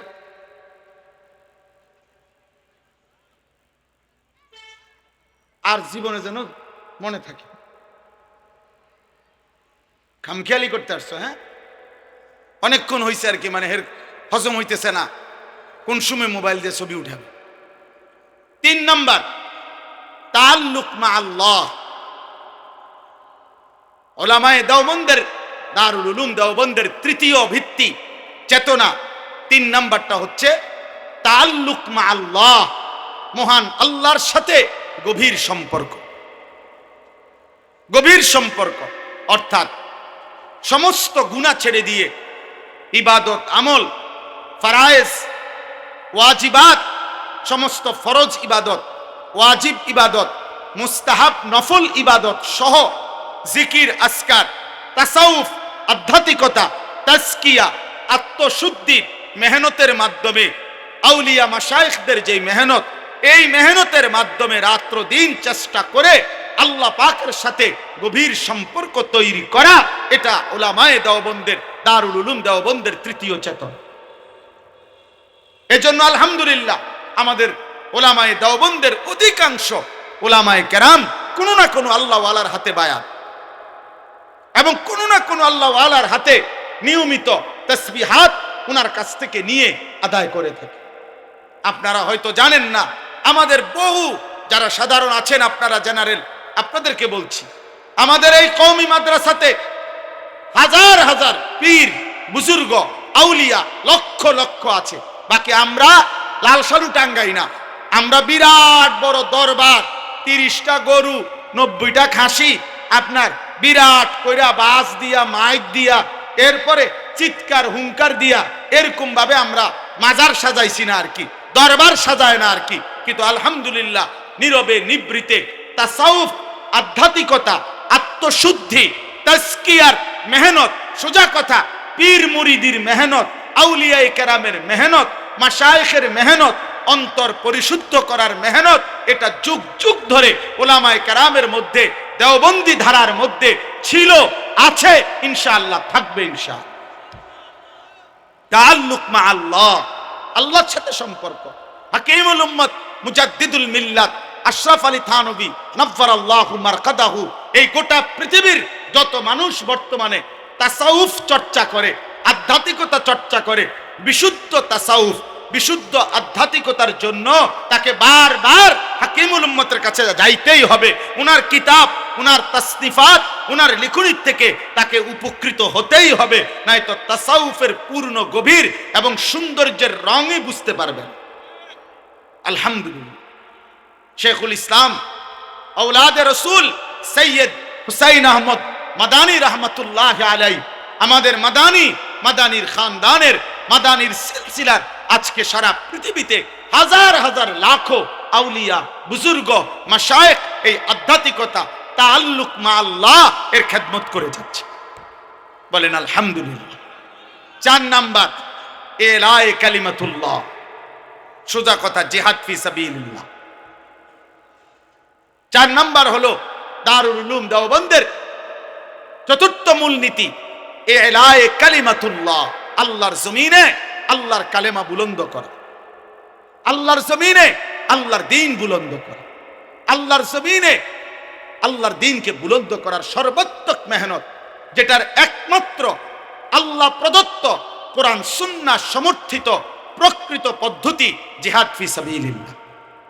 পৃথিবীর যে যত আজকে হতে পারে 16 বছরের অব্যাহত হামলা মামলা এবং বেঈমান ইউরোপের মুশরিকদের অব্যাহত প্রচারণা, জঙ্গি নাম দিয়ে, তারপরে বোমাবাজ নাম দিয়ে এইভাবে আতঙ্কিত করে এই বেঈমান আর বেঈমানদের আপনার এজেন্ডা বাস্তবায়নকারী ষড়যন্ত্রকারী মুনাফিকরা হতে পারে বিগত দিনগুলোতে বাংলাদেশের মধ্যে এটা প্রমাণ করতে চেষ্টা করেছে যে এটা জিহাদ ফি সাবিলিল্লাহ, এটা হলো জঙ্গিবাদ, এটা হচ্ছে উগ্রতা, এটা হচ্ছে আপনার মানুষকে ধ্বংস করা, মানবাধিকার লঙ্ঘন করা। আল্লাহর কসম, কোরআনুল কারীমের মধ্যে নামাজ, রোজা, হজ, যাকাত, ইসলামের মৌলিক বিধান, এগুলো যেমন কোরআন সুন্নাহর মধ্যে একেবারে স্পষ্ট বিস্তারিত বিন্দু বিন্দু বর্ণনা আছে, যার মধ্যে কোনো দাগ বসাবার, কলঙ্ক বসাবার সিস্টেম নাই।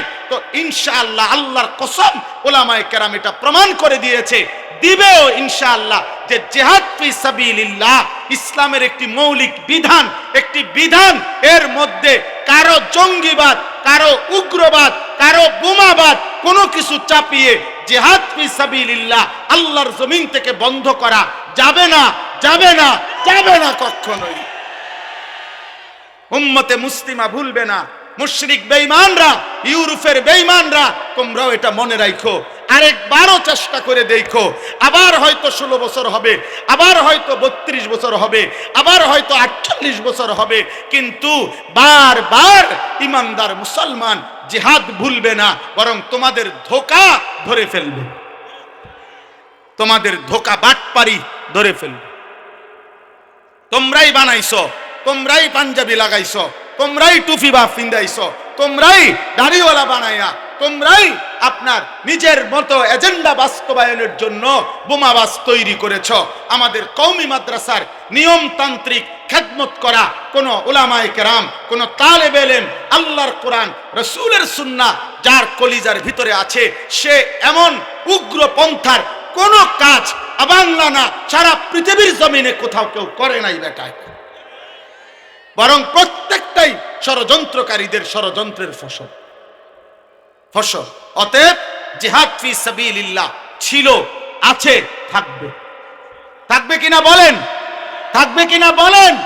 আরে মুসলমান বলেন, আরেকবার বলেন, জিহাদ ফি সাবিলিল্লাহ বলেন, বলেন, বলেন।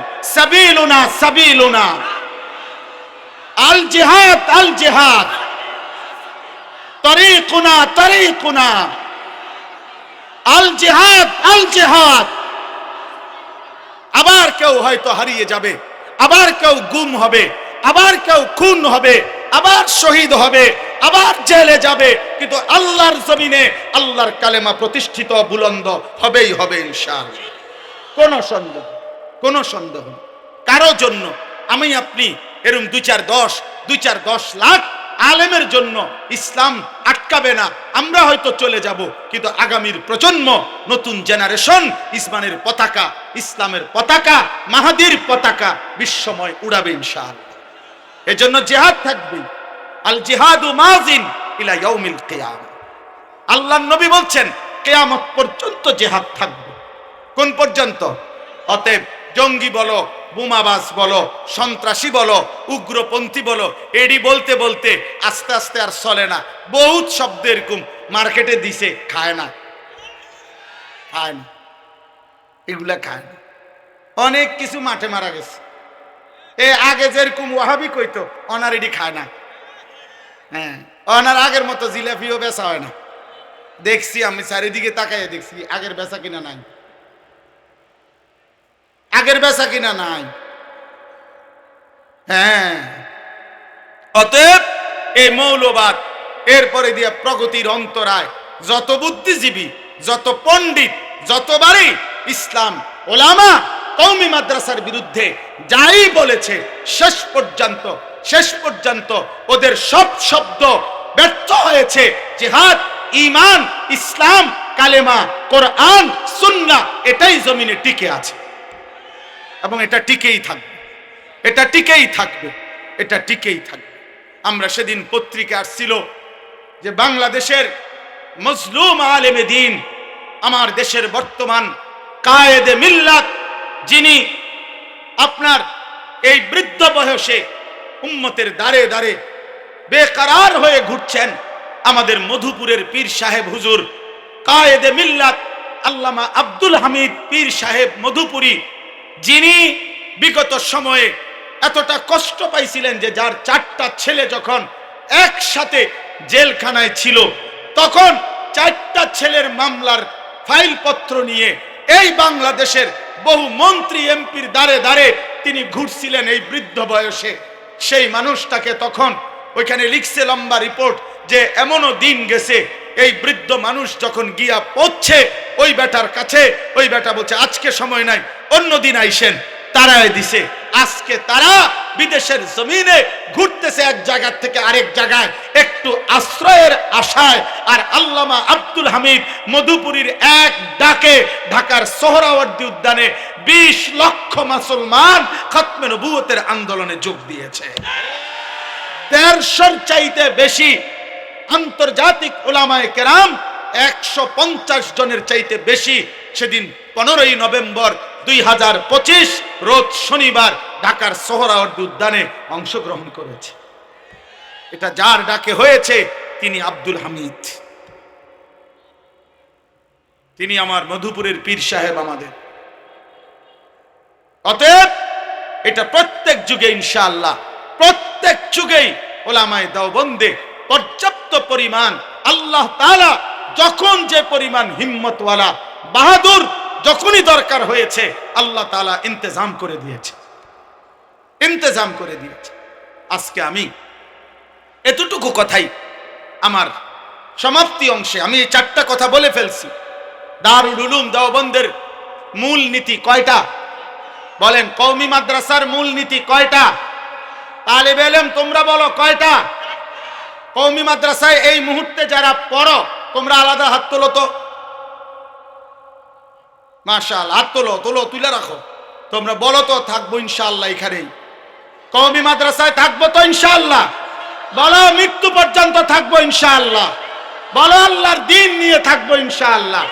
বাকি ভাইদের জন্য দোয়া করো যে আমরা তাদেরকে আল্লাহর দিকে ডাকবো ইনশাআল্লাহ, আমরা তাদেরকে গুনাহ থেকে ফেরাবার চেষ্টা করবো ইনশাআল্লাহ, আমরা তাদেরকে আলোর পথ দেখাবো ইনশাআল্লাহ। আল্লাহ তৌফিক দান করো, আল্লাহ তৌফিক দান করো। বাকি ভাই তোমরা মন খারাপ করো না, দোস্ত হাত জোর করে বলি, কিশোর ভাই, নওজোয়ান ভাই, স্কুল পড়ুয়া, কলেজ পড়ুয়া, তুমি ভাই আমার দুশ্মন না, তুই আমার কলিজার টুকরা ভাই, তুই আমার কলিজার হৃদয়ের অংশ দোস্ত আমার, তুমি আমার সন্তান, তুমি আমার ছোট ভাই। তোমার কাছে শুধু আমাদের একটাই আবদার, এ প্রিয় সন্তান, প্রিয় জেনারেল পড়ুয়া ছেলেরা, আব্বা তোমার কাছে আমার একটাই আবদার। তুমি জন্মের পরে শুনেছিলা, তোমার যেদিন জবানের কথা উচ্চারিত হতো তুমি বহুবার শুনছো তুমি মুসলমান, তোমার পাসপোর্টে লেখা আছে তুমি মুসলমান, তোমার জন্ম নিবন্ধন সনদে লেখা আছে তোমার ধর্ম ইসলাম, তোমার প্রত্যেক কাগজপত্রে তোমার পরিচয়ের মধ্যে লেখা আছে তোমার ধর্ম ইসলাম। অতএব তোমার বাবা মুসলমান, তোমার মা মুসলমান, তোমার রব আল্লাহ, তোমার নবী মুহাম্মদুর রাসূলুল্লাহ, তোমার ধর্ম ইসলাম, তোমার কিতাব কোরআন। হাত জোর করে অতএব তোমরা যারা জেনারেল, তোমাদের কাছে বলি, তোমরা তোমাদের এই পরিচয় বাপ ভুলে যেও না। 16 বছর পড়ালেখা করলা, 14 বছর পড়ালেখা করলা, কত বই কত পুস্তক পড়লা, বাংলা প্রথম পত্র, বাংলা দ্বিতীয় পত্র আলাদা করে পড়াইলো, ইংরেজি প্রথম পত্র, ইংরেজি দ্বিতীয় পত্র আলাদা করে পড়াইলো, সাধারণ গণিত আলাদা, উচ্চতর গণিত আলাদা, পদার্থবিজ্ঞান আলাদা, জীববিজ্ঞান আলাদা, রসায়ন বিজ্ঞান আলাদা। কতভাবে একবার ক্লাসে, একবার প্রাইভেট টিউটরে, একবার কোচিং এর মধ্যে এতভাবে তোমারে এইভাবে পড়াইলো। আমার বন্ধু 14 বছরে তোমার এই পড়ালেখার জীবনে এদের একটু সময় কি হয় নাই যে একটু সময় আল্লাহর কোরআন তোমার জবান দিয়ে যেন সহি শুদ্ধ বের হয়, এর জন্য একটু জায়গা করে দেওয়া। 1 ঘন্টা 40টা মিনিট 30টা মিনিট করে প্রতিদিন 14 বছরে কি সুযোগ হতো না? কেন দিল না? তোমার বিবেক যদি থাকে, তোমার মাকে জিজ্ঞাসা করো, বাপকে জিজ্ঞাসা করো, তোমার শিক্ষা ব্যবস্থাকে জিজ্ঞাসা করো, একবার জিজ্ঞাসা করো। 14 বছরে আমারে দুনিয়ার উপার্জনের জন্য এত কিছু পড়াইলেন, আমারে আমার আখিরাত অর্জনের জন্য আমার রবের কালাম বিশুদ্ধভাবে আমি পড়তে পারি না কেন? বলো ভাই, বলো আব্বা, বলো বলো, আল্লাহর কোরআন বিশুদ্ধ পড়তে পারো না কেন? কি পড়ালেখা করবে? আমরা হুজুররা আমরা যদি ইংরেজি শব্দ ভুল বলি তাইলে হাসে, ইংরেজি ভুল বলছে হুজুর মানুষ, একটা ইংরেজি শব্দ শুদ্ধ বলতে জানে না। তো তুমি বৃহত্তর এত বড় বিশাল অংশ তারা কোরআনুল কারীম ভুল পড়ে কেন? তখন আমরা হাসা উচিত না? কথা বলে না কেন? তাইলে কিতাবে আছে, আমাদের খতিব সাহেব হুজুরের কিতাবে আমি পড়ছি, আমাদের বর্তমান যিনি খতিব আল্লামা আব্দুল মালিক হাফিজাহুল্লাহ, সারা পৃথিবী যার এলেমের কাছে আলহামদুলিল্লাহ কৃতজ্ঞ, সারা পৃথিবীর উলামায়ে কেরাম যাকে চেনে, হুজুরের কিতাবের মধ্যে আমি পড়ছি মহিউস সুন্নাহ। এই ছোট্ট একটা উদাহরণ দিলে বুঝবা।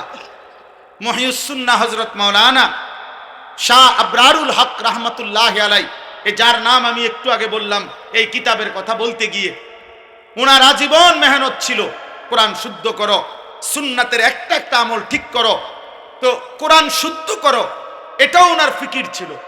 তো উনি এটার গুরুত্ব বুঝাইতে গিয়া একবার জেনারেল শিক্ষিত কিছু ভদ্রলোক, উচ্চ শিক্ষিত জেনারেল, ওনাদের সাথে উনি একটি বিল্ডিংয়ে উপরের দিকে উঠবেন, মানে উপরের তালায় আর কি, ধরেন 8 তালা বা 10 তালার মধ্যে উঠবে। তো হজরতও সাথে আছে, আরো সাথে যে কয়েকজন ভদ্রলোক বড় বড় উচ্চ শিক্ষিত প্রফেসর এরকম উনারা সাথে। তো হজরতের যে পরিচিত প্রফেসর, হজরত ওই লিফটের, যেখানে লিফট উঠতে হয় এখানের কাছে আইসেই হজরত ইচ্ছা করে উনাকে বলতেছেন, ভাই লেফট কাহা হ্যায়, লেফট কোথায়? কি বলছেন? লেফট, লেফট না না, হজরত বলছেন এটা যে লেফট কাহা হ্যায়, লেফট কোথায়? এখন ওই যে উনার যে প্রফেসর উচ্চ শিক্ষিত, যিনি হজরতের মুরিদ ভক্ত, উনি মনে করতেছে লজ্জায় ইন্নারিল্লাহ, বাকিরা কি মনে করবে যে হজরত এই সাধারণ শব্দটা লিফট এটাই জানে না, এটারে লেফট বলতেছে, অশুদ্ধ। মূলত শব্দটা তো হলো লিফট, বুঝছেন কিনা? তখন ওই নিয়ে কানে কানে ওনাকে বললেন যে হজরত ইয়ে লেফট नहीं है, ये লিফট है, এটা লিফট, হজরত শব্দটা হবে লিফট, এটা লেফট না। তখন হজরত বললেন, ভাই মাই তো ইয়ে কাহ রাহা হ্যায়, আমি তো এই বছরের পর বছর এটাই তো বলতেছি রে ভাই, যে একটি লিফট, এটা যদি লেফট পড়লে লিফট না বুঝায় তো আল্লাহর কোরআন অশুদ্ধ পড়লে আল্লাহর কোরআন কেমনে বুঝায়? কেমনে বুঝায়? শব্দ হইল সুবহানা, আমনে কোন সুবহানা, আপনি দেখুন সুবহান রাব্বিল আযীম, সুবহান রাব্বিল আযীম, সুবহান রাব্বিল আযীম, সুবহান রাব্বিল আযীম কিতাব, সুবহান রাব্বিল আযীম কিতাব আপনি বলেন তো, আপনি এটা কি বললেন? আত্তাহিয়াতু লিল্লাহি ওয়াস সালাওয়াতু, আত্তাহিয়াতু না, আত্তাহিয়াতু, এটা তো হলকের মধ্যখান থেকে উচ্চারিত হইতে হবে। এই জন্য বন্ধু, আমি যারা সাধারণ শ্রেণী মাদ্রাসায় পড়েন নাই, আপনাদেরকে উদাত্ত আহ্বান জানাচ্ছি, আপনাদের এটা বোঝা উচিত। যারা সাধারণ আছেন, পড়ালেখাই করেন নাই, আপনি মনে করেন হুজুর আমি গ্রামের মানুষ, মূর্খ মানুষ, সাধারণ মানুষ, এই সমস্ত ফাকনা কথা বললে হবে না, এসব সিহন কথা বাদ দেন। আপনি যে গ্রামের মানুষ, আপনি খানা বন্ধ করছেন নি, কথা বলেন না কেন?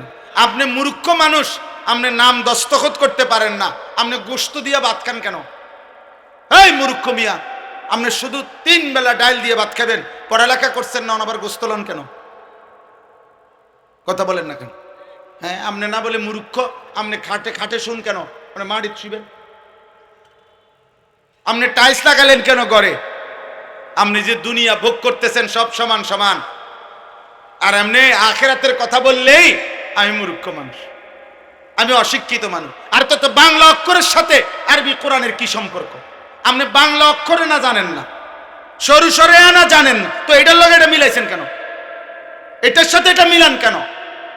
অতএব আল্লাহর কোরআন শিখা, আল্লাহর কোরআন ঠিকা, দিন শিখা, প্রয়োজন পরিমাণ কোরআন সুন্নাহ, হালাল হারাম, জায়েজ না জায়েজ, করণীয় বর্জনীয়, আমার ঘর, আমার ব্যক্তি, আমার স্ত্রী, আমার সংসার, আমার উপার্জন, আমার বাজার, আমার ব্যবসা, আমার লেনদেন, আমার 24 ঘন্টার কর্মকাণ্ডের মধ্যে কোনটা হালাল, কোনটা হারাম, কোনটা আমার করণীয়, কোনটা আমার বর্জনীয়। খোদার কসম, আপনি মাদ্রাসায় পড়েন, স্কুলে পড়েন, কলেজে পড়েন, ইউনিভার্সিটিতে পড়েন, মূর্খ থাকেন, বকলম হন, গ্রামের হন, শহরের হন, সম্পদশালী হন, গরিব হন, প্রত্যেকের জন্য ফরজে আইন, বাধ্যতামূলক, বাধ্যতামূলক, বাধ্যতামূলক।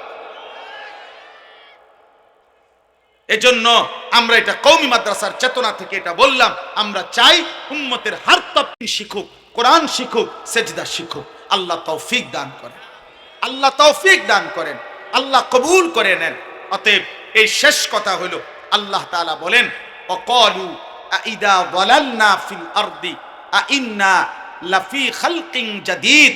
আল্লাহ বলে, মক্কার কাফের মুশরিকরা বলতো, হে মুহাম্মদ, আমরা সবাই মাটির সাথে মিশে যাব মৃত্যুর পরে, পুনরায় আমাদেরকে আবার নতুন করে সৃষ্টি করে হাসরের ময়দানে নিবে, আখেরাতে নিবে। এটা কিভাবে সম্ভব?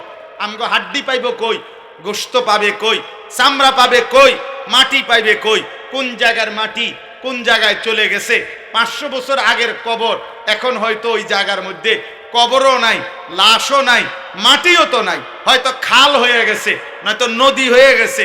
তো ওই কবর কো, লাশ কো, আড্ডি কো, গোশত কো, এগুলো কেমনে আনবে? আল্লাহ বলে, বাল হুম বিলিকাই রাব্বিহিম কাফিরুন।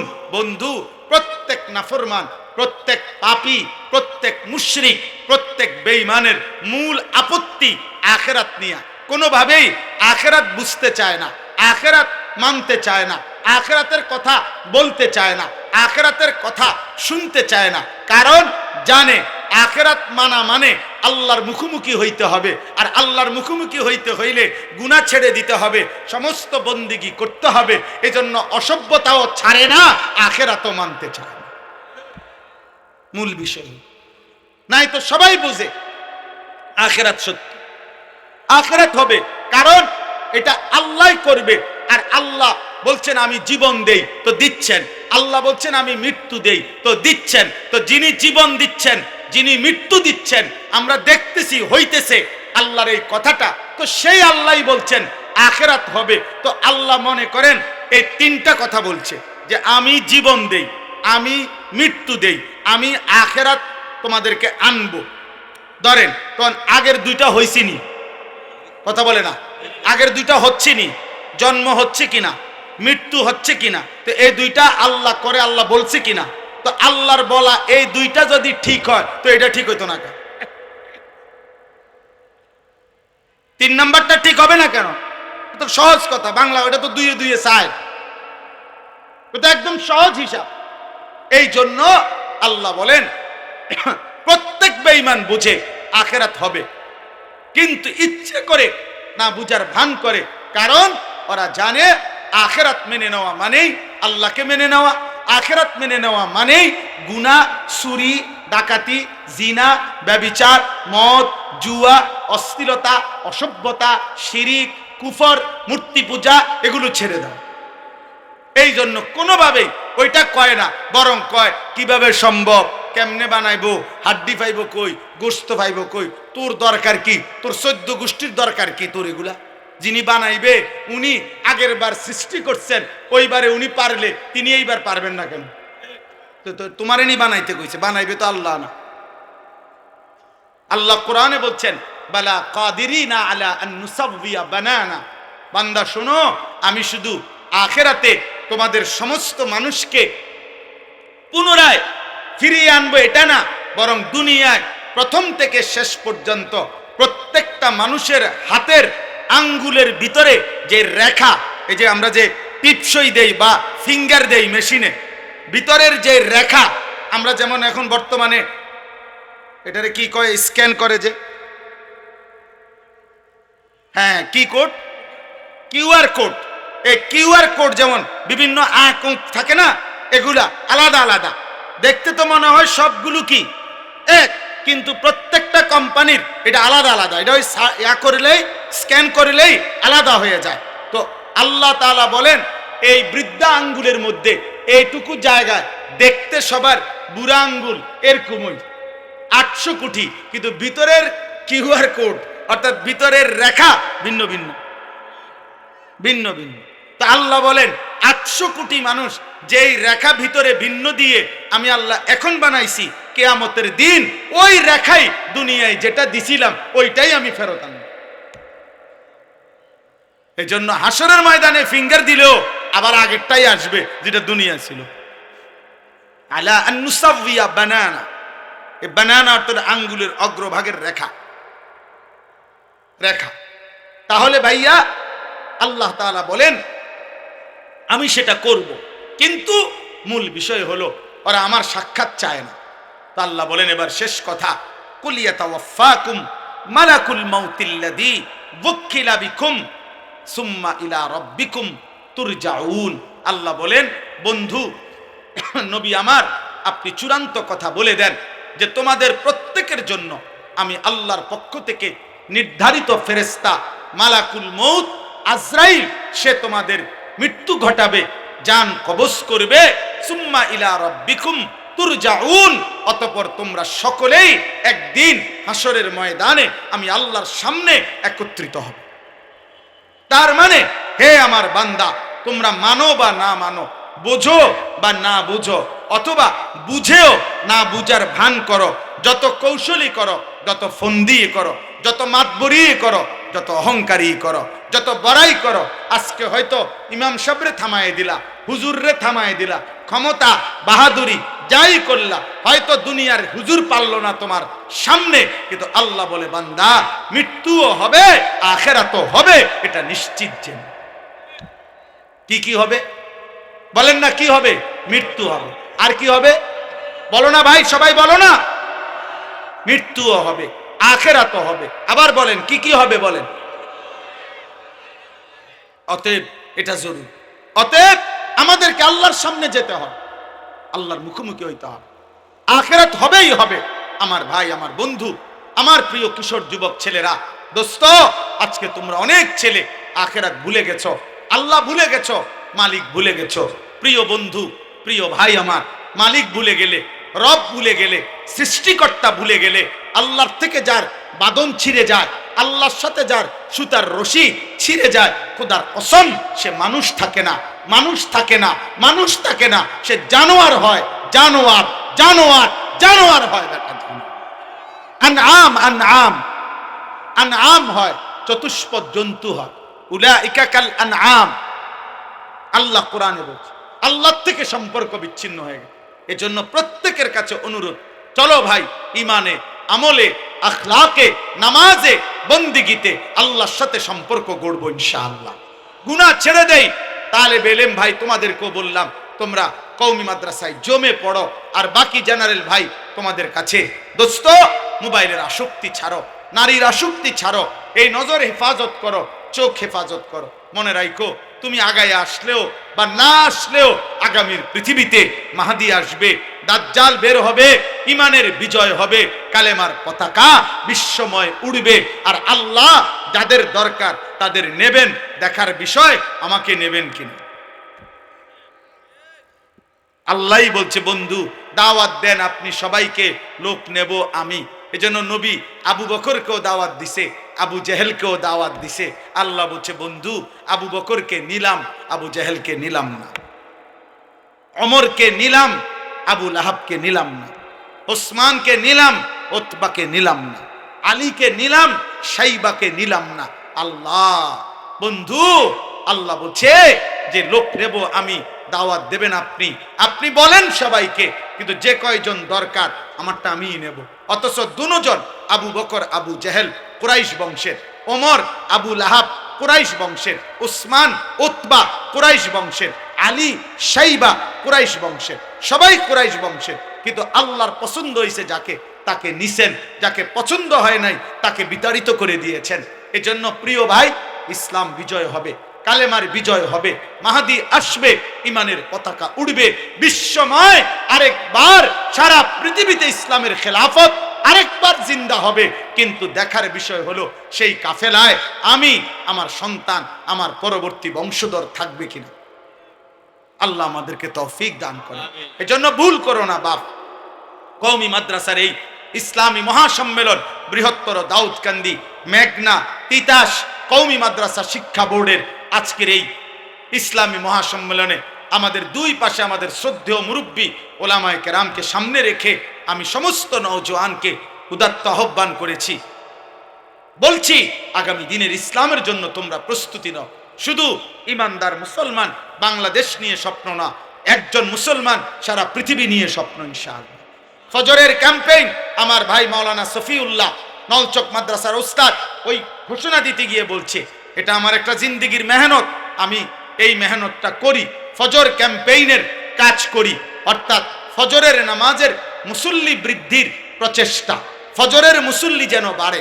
এজন্য যুবক ভাই তোমাদের অনুরোধ, তোমরা নিয়ত করিলে, এটা কাজটা কি, একজন যুবক কিশোর নিয়ত করবে যে আমি ফজর পড়ব, আমার একজন বন্ধুকে ফজরের নামাজের জন্য উঠাবো।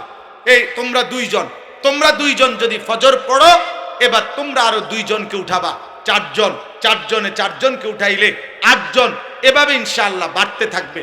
আলহামদুলিল্লাহ বাংলাদেশে এখন বহু জেলায়, বহু ইউনিয়নে কোথাও 800 জন, কোথাও 270 জন, কোথাও 1120 জন, এগুলোর কাগজ লিস্টি করে করে ফজর এবং সর্বোচ্চ 4500 এক উপজেলায় কিশোর যুবক প্রতিদিন ফজরের নামাজ জামাতে পড়ে।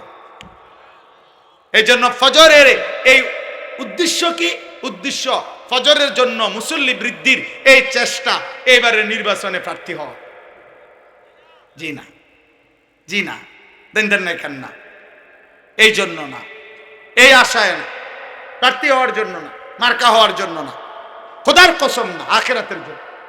এবং আমাদের এটা বিশ্বাস, হাদিসের সবগুলো বক্তব্য একত্র করিলে এ কথা বোঝা যায় যে ফজরের মুসল্লি যারা মাহাদির সৈনিক তারা। বলেন ফজরের মুসল্লি যারা মাহাদির সৈনিক কারা? ফজরের মুসল্লি যারা দাজ্জালের বিরুদ্ধে লড়বে তারা, ফজরের মুসল্লি যারা সারা পৃথিবীতে ইমানের পতাকা উড়াবে তারা। এজন্য ফজরের পরে মাহাদি ঈসা আলাইহিস সালাম এই দুইজন তাদের ইমানদার মুজাহিদ বাহিনী নিয়ে দাজ্জাল এবং ইহুদিদের বিরুদ্ধে শেষ যুদ্ধ, শেষ লড়াই শুরু হবে ফজরের পরে। আর আসরের ওয়াক্তে মসজিদে আকসা বিজয় হয়ে দাজ্জাল নিহত হবে, ইহুদিদের শেষ ব্যক্তিটাও নিহত হবে। আর আসরের ভিতরে সেদিন মসজিদে আকসা বিজয় হয়ে পৃথিবীময় ইমানের পতাকা। আল্লাহ তৌফিক দান করেন আমাকে, আমার সন্তানদেরকে, আমার আগামী প্রজন্মকে আল্লাহ কবুল করেন। এই ইসলামী মহাসম্মেলন আল্লাহ ভরপুর বরকত দান করেন। সুবহানাল্লাহি ওয়া বিহামদিহি, সুবহানাকাল্লাহুম্মা ওয়া বিহামদিকা, আশহাদু আল্লা ইলাহা ইল্লা আনতা, আস্তাগফিরুকা ওয়া আতুবু ইলাইক। এশার নামাজ হবে, সবাই আমরা নামাজ পড়ার চেষ্টা করি। আমাদের এই কিতাব আমাদের এই সাদা গাড়িতে আছে, 400 টাকা মূল্যে। যাদেরই সুযোগ হয় কেনার চেষ্টা করবেন, অনেক বরকতপূর্ণ ফজিলতপূর্ণ কিতাব।